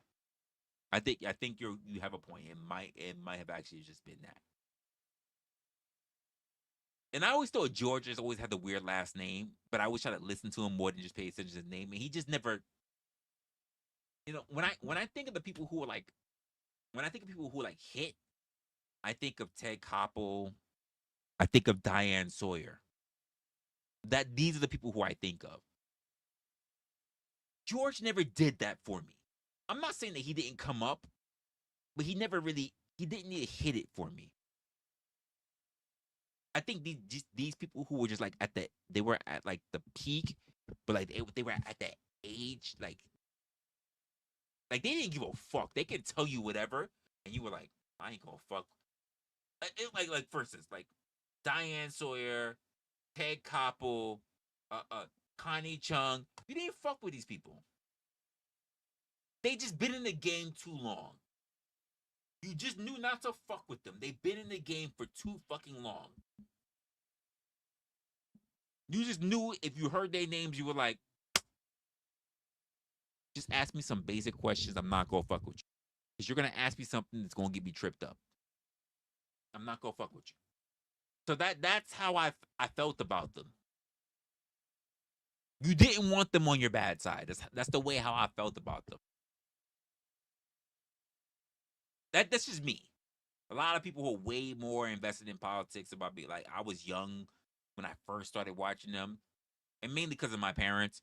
But like, even watching them, I was like, yeah, I don't want to fuck with them. Like this, like I don't think I'm prepared to go up against someone who wants to ask me questions like this. Like I don't want to do it. Like I just feel like I may have never cheated, but like they can ask me questions in a way that made me think, did I cheat? I might have cheated. I don't even know. I know I didn't cheat, but the way you asked me that question, I might have cheated. I don't even know. Cheating. I might have cheated. I didn't even think about that. Like Barbara Walters, yes. Barbara fucking Walters, absolutely. She crucified people. Barbara Walters crucified a lot of people. Yeah, way before The View. Yes. She did it. She fucking did it. Yeah, Barbara Walters was not a joke. And I'm just like, hey, I don't nah. I think listen, people said she can make or break you, but I think more people are worried about being broken. I'm not gonna lie. She was a GOAT for too long. She was a GOAT for way too long. Nobody wanted to fuck with her. She was the GOAT. Not for nothing, even on The View. I was never a fan of The View, but I would watch it for Barbara Walters. I know we say Whoopi was up there. No, Barbara Walters, she killed it. I was upset. Actually, here's the funny part, folks. I was never a View fan, but I would watch it just because of Barbara Walters. When she left, I stopped watching. When she left, I stopped watching. I could not give two fucks. I did not give a rat's ass who was up there. Even Whoopi. Once Barbara left, I didn't think anybody was being authentic anymore. But Barbara was so real to me. If she lied and said at her age she was selling her bathwater, I would have believed that niggas was buying it. At her age, I would have believed if she said, I'm getting money from people buying my bathwater, I would have believed it. She had too much of a stellar career. Her career was too good. I would have been like, I didn't buy her bathwater. I'm like, prove it. You gonna call Barbara a liar? Prove it. Prove that Barbara's a liar. I dare you to call Barbara a liar. Call her a liar again. Call her a liar again. I just really felt like Barbara was never wrong. She was never wrong. The only time I looked at Barbara sideways, and I was much older, is when she talked to Con Shonery. That's the only time I looked at Barbara and I was like, I don't think you're gonna win this one, Barbara. I don't think you're gonna win. I don't think you're gonna win against one of the originals, not the James Bond. I don't think you're gonna win up against Con Shonery. That's the only time I really looked at Barbara sideways, like, I don't think you're gonna win this one, Barbara. I'm just gonna be honest with you. Con Shonery's the GOAT. He the GOAT. I seen too many movies of this man. He not losing with me. Yeah, not Con Shonery. Like, no. Not, yeah. Sean Connery. Yeah. You know what it is? Sorry. Con Shonery's a fucking, he's the guy. Like, Sean Connery. That's such, I've been on the internet too long, Miss Raven. I've been on the internet too long. Con Shonery's in my mind. Sean Connery, you're right. I've been on the internet too long. Now I got Con in my mind because Con Shonery is a person who's always watching. He be on Uncle Tom's show and sometimes he's around as well. Con Shonery. Yeah. You're right, Sean Connery. It didn't even hit me because like he mixes up the names. I'm so used to seeing Con now. You're right, Sean Connery. That's crazy. Thank you for calling that out. You know what? Fuck you, Con. You've been doing that for way too long. Nah, I fucked up. Yeah, you're right. Sean Connery though. Like once Barbara had that interview with him, even I was looking at her like, I'm not about to bet against Sean Connery. I'm not about to do that. I'm not about to bet up against 007. Yeah, exactly. Oh, me? No, I'm sorry. Nope. Sorry. Did you wait? No. First of all, that's not gonna happen. Let's put it this way. We already have a black 007, and it's a female 007. I watched some other shows that she's been on. I don't think she should have been 007, personally, my personal experience. And then even in the movie, she relinquished the title temporarily to still give it to Daniel Craig. But let's just stop there. Let's just go before that. The fact that they still, to this day,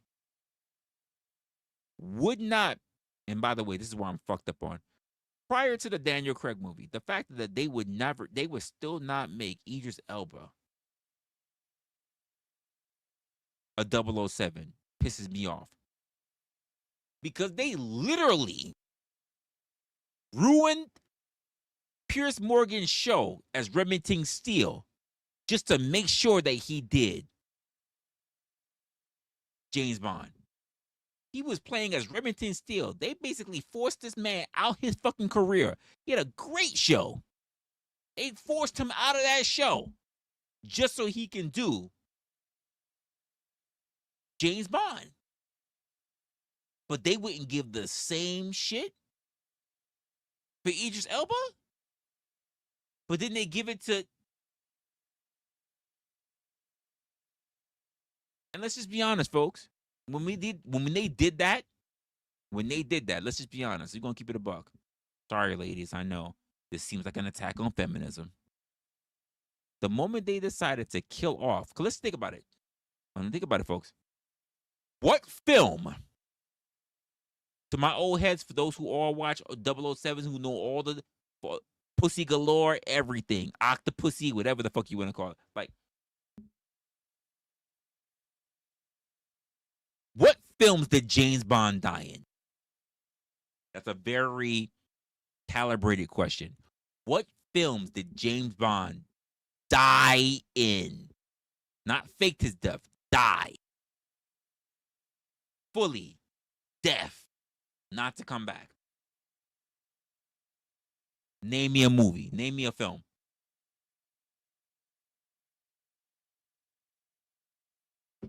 Name me one. There might be some 007 buffs in here. Thank you. Thank you. If I could highlight your post, I would. Thank you, Miss Raven. You don't think that was done intentionally? No more white men saving the world? Hey, by the way, I'm a black man.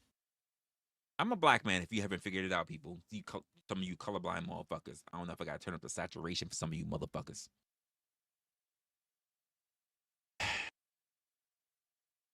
.007 has never died. He is retired. He has gone through years of change before he gets a new actor. But .007 has never perished. He has faked his death. He's gone on a long hiatus. He's never perished. And when they did so not for nothing. They did it by I'm trying to be nice. They did it by a grifter. I'm not going to lie. They gave it to someone who we didn't know shit about. By the way, this is what pisses me off about that movie. This is what pisses me off about the title, by the way. I just want to go through it, people. For those who are movie buffs, I'm not the biggest movie buff, but I know a little bit something about James Bond, so much to the point that I even watched the cartoons James Bond Jr. I know so much. Even to piss me off, I even watched a little bit of Kim Possible. Just to piss myself off, just to make sure there was no fucking slander against James Bond. I even looked through all the fucking Austin Powers and everything. That's how much I respect James Bond.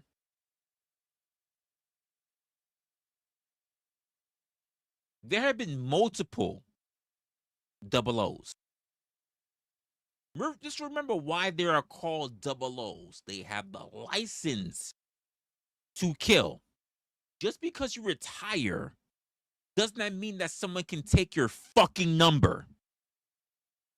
There are too many numerals out there. Why did the chick have to get 007?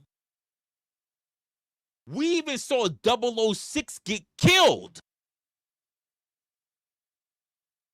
006 died. Whole antenna dropped on his ass. We never heard of any other 006s coming out. 007 retired. He's still a fucking live. Why did they give this heifer 007? She can get 008?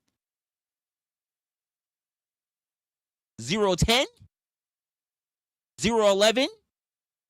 Well, why did she have the right to have 007? This shit it pissed me off. It was hard for me to focus on the movie because I was just so pissed off from the fact that you would do that. Let me just ask this. Let me ask this. This is just very. I don't know how many of y'all are military vets or whatever. Or let me just say about Social Security. Social Security. If you died, let me ask you a question. Who gets your Social Security number? Your exact Social Security number when you die. Because even Social Security numbers have dates. Depending on where you are in that number sequence will actually give an idea of when you were born. How did someone else get your fucking Social Security number? Especially in the date, in the age, in the eras that we've been in where people who are dead have been able to vote. How does someone else get your fucking Social Security number? So how does someone else get your 00 number?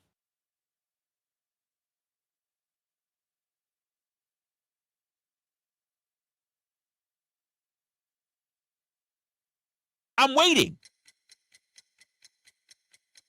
I need a good excuse.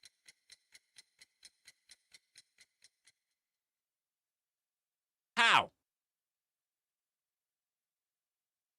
There are dead people long in the grave from the fucking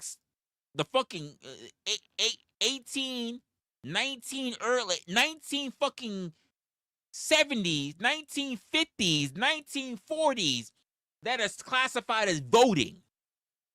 But in a fictional character, someone way beyond the years of actual 007 can steal his fucking number while the nigga is still alive? We're talking about Daniel Craig, folks. The motherfucker that chased a black man down in Africa, and while the black man was doing parkour across the wall, that motherfucker Daniel Craig was running through the fucking plaster. He was running through walls to come get him. And all he did was retire, had the black chick, nice little butt on her, by the way, take her accent like she was Jamaican. He got a little in. And then she said, I just wanted to meet you. I'm 00. He's like, you're a 00? Like, yeah, but I'm not just any 00. 007.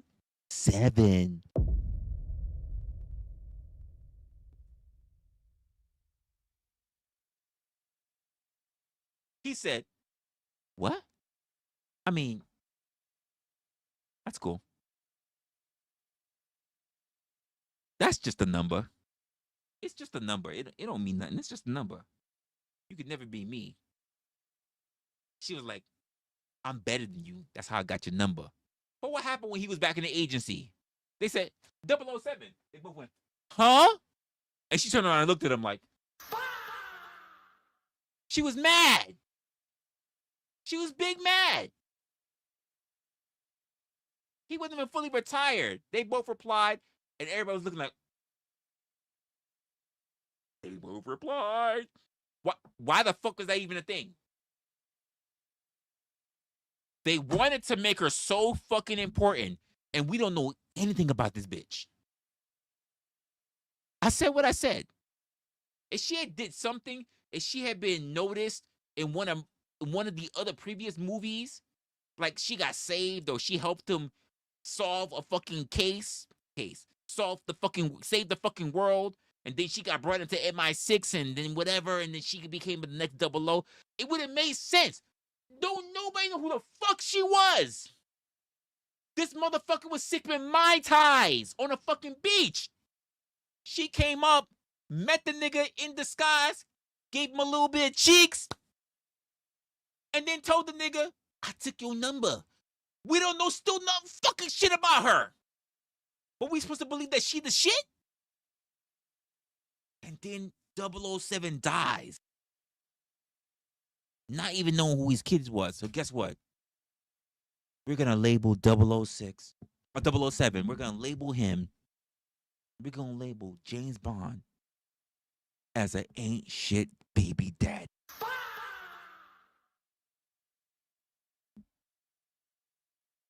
Hey, white folks, even I wouldn't have done y'all like that. I wouldn't have called 007 an ain't shit father. Because in this day, it doesn't matter whether the guy knows that he's of that or not. The fact that he wasn't there is enough. I didn't even know that you had a kid. I didn't want to tell you. Doesn't matter if he's not there. The rest of the world's gonna say you wasn't shit.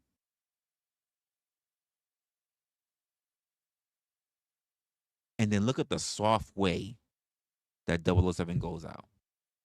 Please, 006 went out fighting, and he fell all the way down, hit the dish, the rest of the dish fell on him. That's the way he went out.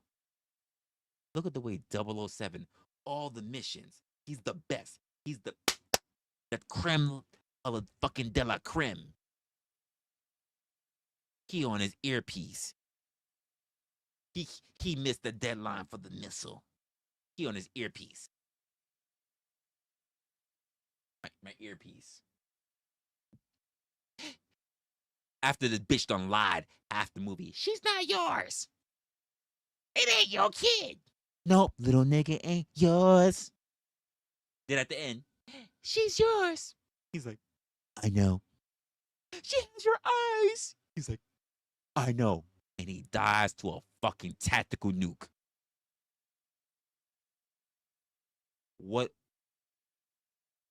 are we supposed to do, people? How was this respectful? How was this respectful of 00 motherfucking 7 James Bond? Think about it. If he's killed off, how can we ever bring back 007? Think about it. There have been multiple Spider-Mans. They even did the Spider-Man verse shit with his multiple. You can't bring back 007 after you've effectively killed him off. He's always retired. He switched to a new face, whatever. He's 007 is like the Doctor. He just has a new face. But he's still 007. He's still the Doctor.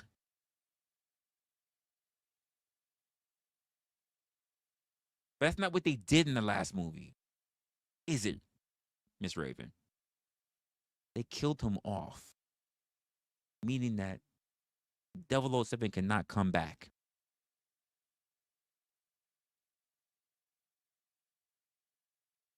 He can't come back.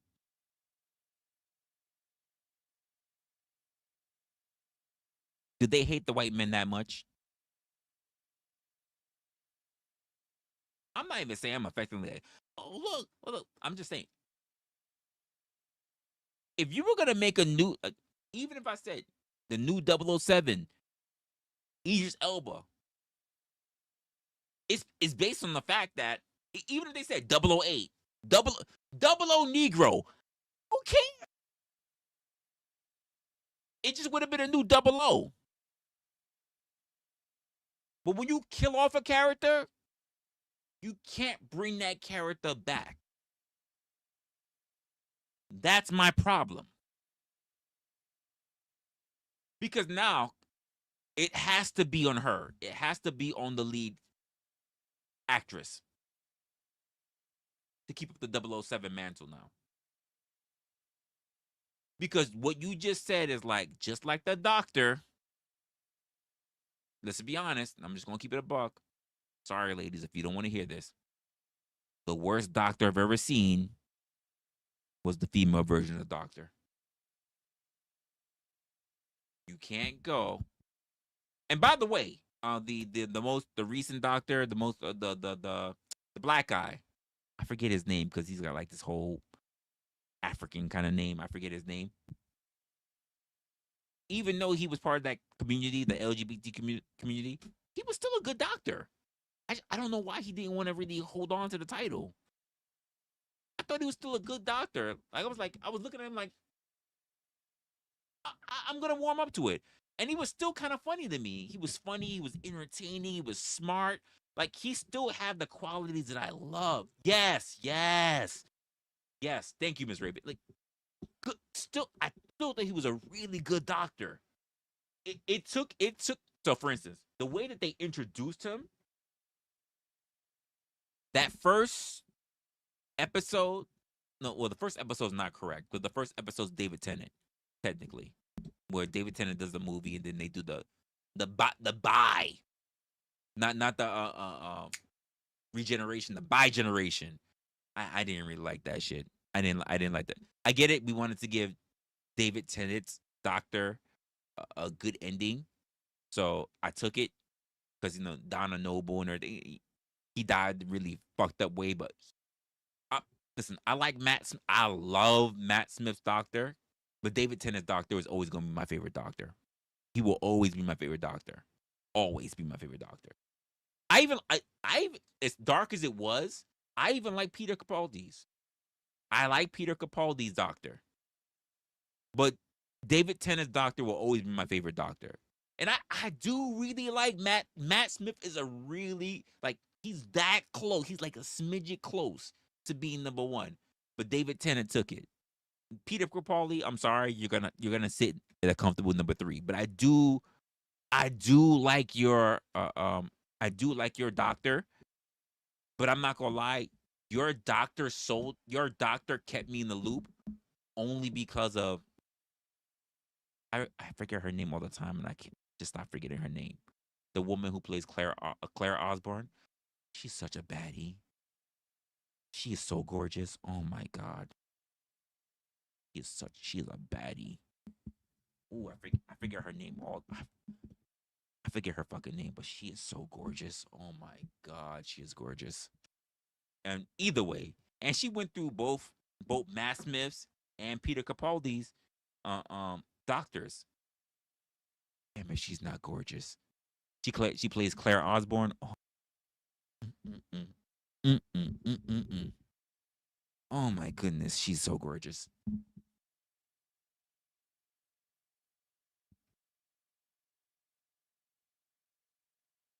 So here's my thing. Well, here's my thing. I'm gonna throw Capaldi's Doctor in that for a specific reason. You said there's a reason why people debate Tenet. So I've been watching a few of the Doctor ever since the first guy who started coming back. We're not talking about way back then, but the guy who started bringing back when he first brought in Rose Tyler.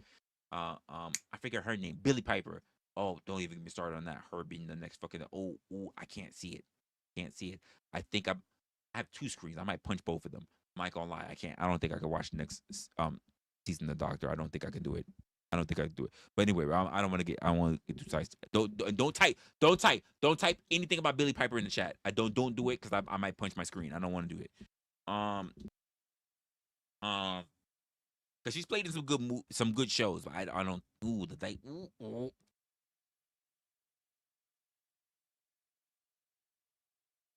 6, 7, 8, 9, 10. Okay. Sorry, I'm not. Yes, Jenna. Jenna Coleman she's so fucking gorgeous. Oh, she's so sexy to me. This is just me. Oh, she's so fucking sexy. She is so I'm fanning myself just thinking about she is so gorgeous. Oh my gosh, she is top notch to me. She is fucking gorgeous. Oh my goodness. She is fucking delicious. I'm not even gonna lie. She is. She's got it. She's the girl. She's the it girl for me. I'm not gonna lie. She is. I see her and I've never met her in person, and I just know she smells good. She is it. She is fucking it. She's that chick. She is Miss Raven. She's my white whale. She's my white whale. She is gorgeous. She is it. There's not many people that can just as a celebrity. 'Cause I don't really look at celebrities like that, but her, Jenna, oh, she's no. I don't care about Amy Pond. No Amy Pond. I don't care. I don't care. I don't care for Amy Pond. I don't. She's cute, but she doesn't do it. I like redheads. Don't get me wrong, but she's no Clara Oswald. No Clara. Ooh, nah. Jenna is my white world. She's my white whale. She's the baddie of baddies. She is my baddie. She is my European baddie. She is it. She's it. She's the it girl. Mm, mm, mm, mm, mm. Mm, mm, mm, mm, mm. She is it. We gotta get. Whew, I can get stuck thinking about her all night. I'm gonna. Whew, we gotta move on. We were talking about doctors. Mm, mm. Ooh, I can't. Ooh, I can't. No, Denagon. Usa. Usa. Oh, damn, she's fucking fine. Um, uh, doctors. That's what we were talking about. So, I think the thing that people really get locked up on when it comes to James Bond, James Bond, yeah, Bond, Bond, James Bond, whatever, and then the Doctor, Tennant versus Smith. I love both of them. Don't get me wrong. They played a I really love Tennant. At first I thought Tennant had the best storylines. I really thought he had the best stories of the Doctor series until, and I forget her name too, and I'm so sorry because I knew your name too. River Song, the woman who plays River Song. I thought he had some of the best stories, and even when she first popped up on his um when she had her death, I forget her name. I feel so bad. I really thought she was a good actress in those films, especially with Matt Smith. But yes, thank you. Yes, Alex. Yeah, Alex Kingston. Yes. Oh, she's such a great actress. She really is. She really, really is a good actress. Oh, what's good, OG? Appreciate your OG, and you're already hitting the 5. When she did the show with David Tennant, and who was his companion at the time? I don't. Was it Stu Rose?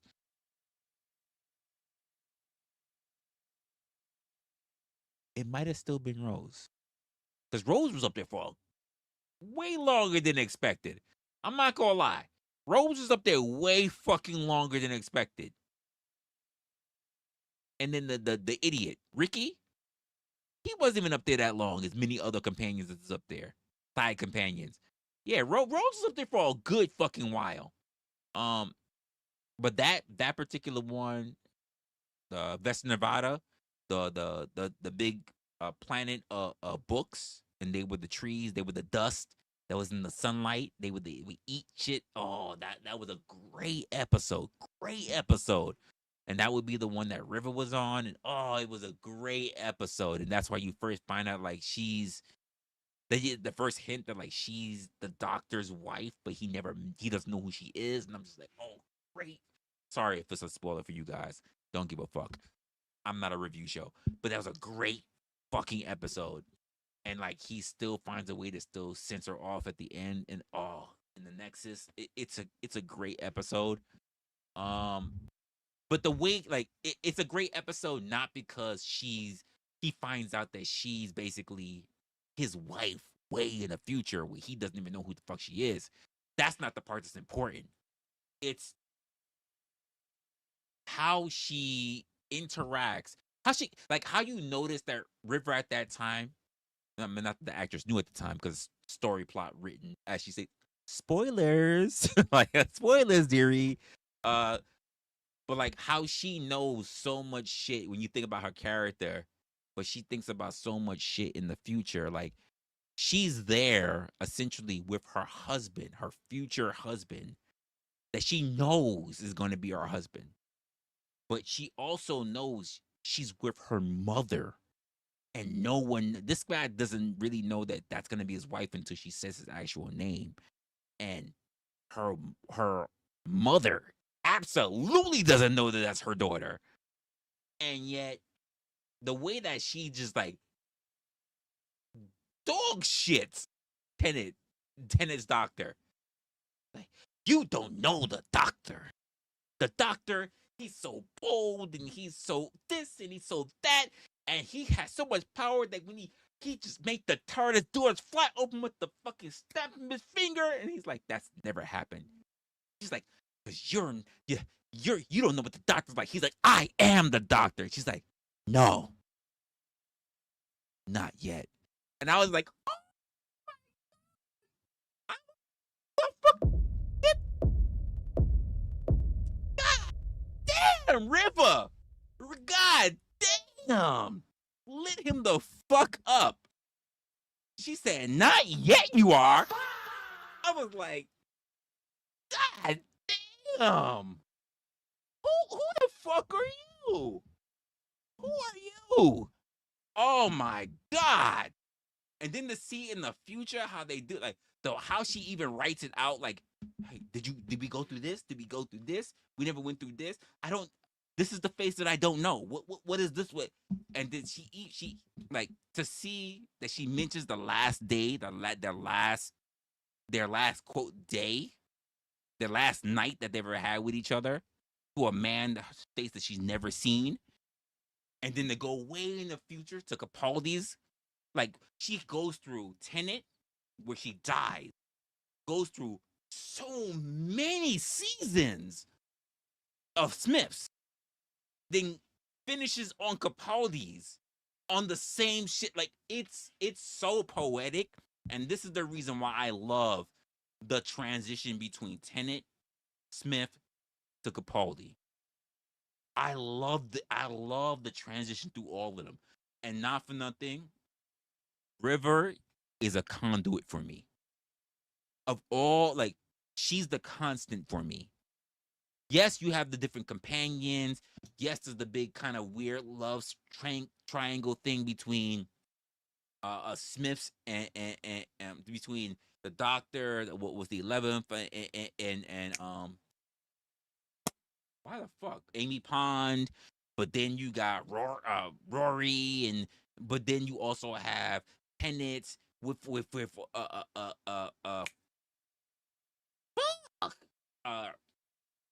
why am I losing? I'm losing names right now. This is crazy to me because I can see faces, but I can't.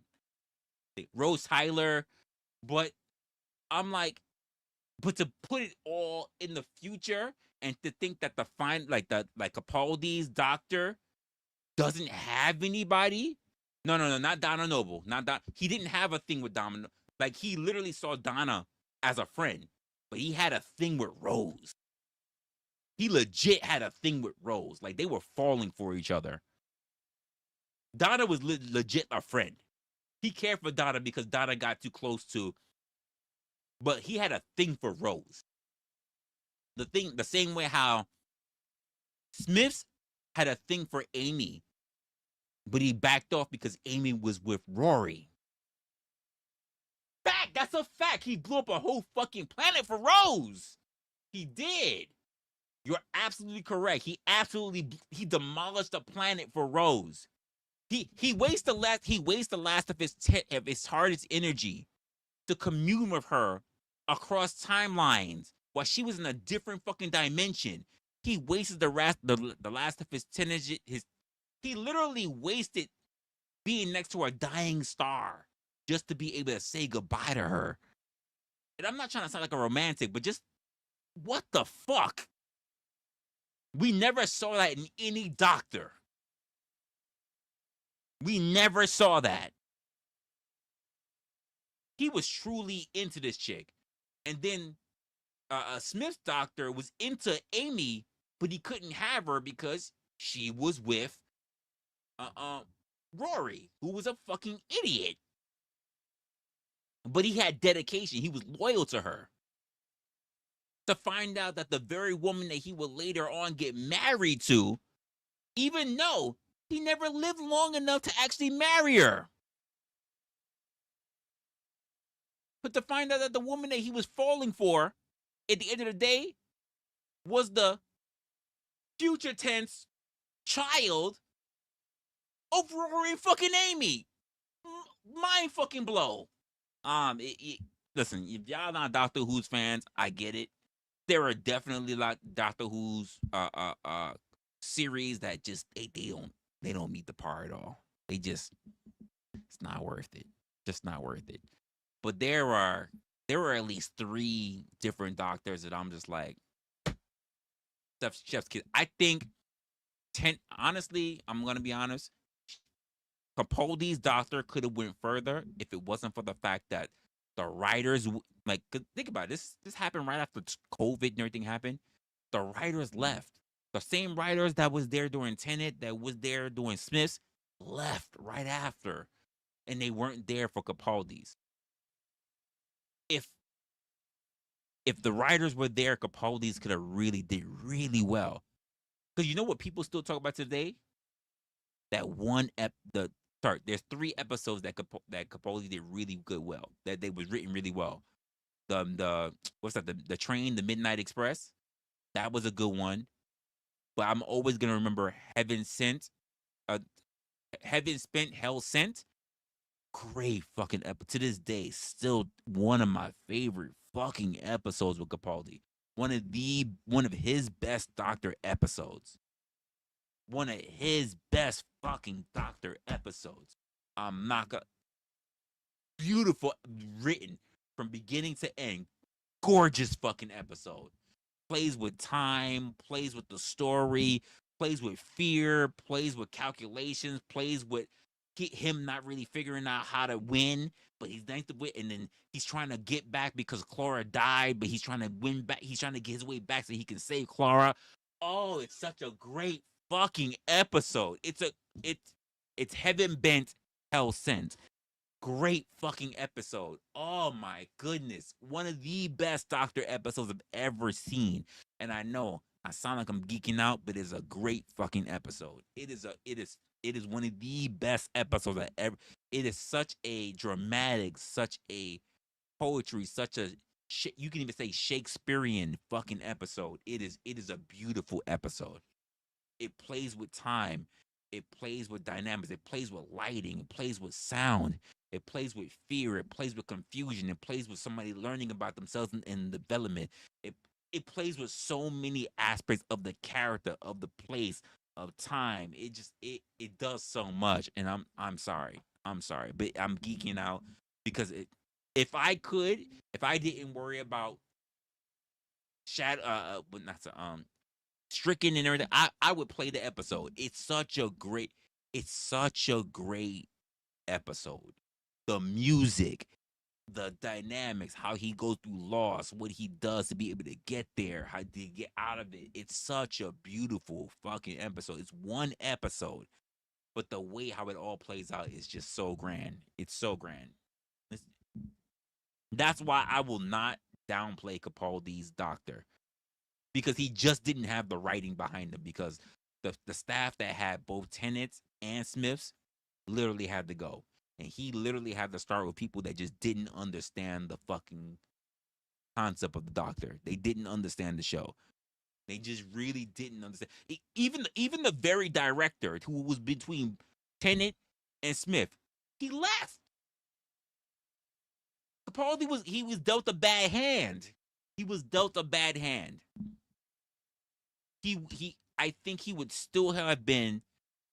I think instead of it going back to Tenet and everything, Capaldi would have had at least a good two more seasons. I'm not gonna lie. He's not a bad. I've seen other shows, by the way, that Peter Capaldi's been on. He's not a bad actor. He's not at all. He's not at all. In the most recent one that I saw outside of Doctor Who was The Devil's Hour. Oh, great fucking show. Great show. The Devil's Hour is a great fucking show.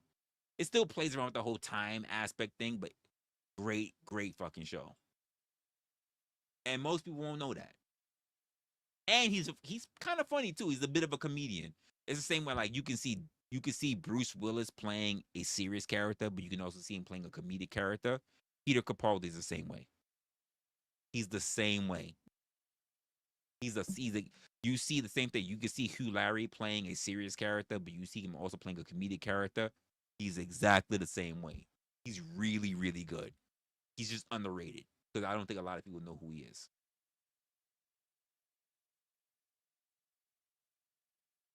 It's scary how good English. By the way, folks, it's scary how good English actors are compared to American actors. It is scary. I'm not just talking about the accents and what. That's not what I'm talking about. I'm not talking about the accents and how they can easily pull on an American accent. Their acting skills are scary. How good they are. It really it kind of pisses me off, to be honest with you. It really pisses me off. I'm not sure what's that thing that they have, but it kind of pisses me off because we should be also that good. But English actors, especially when they come to Europe, they are scarily good. They are really good. People think, oh, they just come here and they can just pull off the accent. No. They're really good. They're really fucking good. When you go look at them in their elements or where they're at, they're fucking good. Jesus Christ, they're fucking good. Damn, I was rambling. I'm sorry. I started geeking out for a moment. I'm gonna let you guys go. I'm gonna let you guys go. Because it's like 12:30. It's already AM. By the way, Merry Christmas to everybody. Merry Christmas to you all. Hopefully you guys are doing your own thing, or you're probably wrapping presents if you got kids or family members, and you're getting ready to go meet them. Eat some ham. Hopefully you're not eating turkey. Get your shit together. But Merry Christmas to you all. I hope that you guys all see your family, and if you don't see your family, hang out with your friends or whatever, and hopefully everything is a good day for you. I'm more than likely not going to be on tomorrow, but who knows, the day after or whatever. Who knows what's really gonna go on? But we'll see from that. Outside of that, if you guys are still inclined to be up, do whatever you're gonna do. I will leave you to whatever content creator decides that they want to grift you for all of your money while you sit there and wrap your presents or look at them under the tree as you think of who you have to go visit tomorrow to go give them theirs after all the money that you spent from freaking Black Friday and also Thanksgiving. I'll leave you to them. Outside of that, take care of yourselves, take care of your family. I will be working a little bit on this content.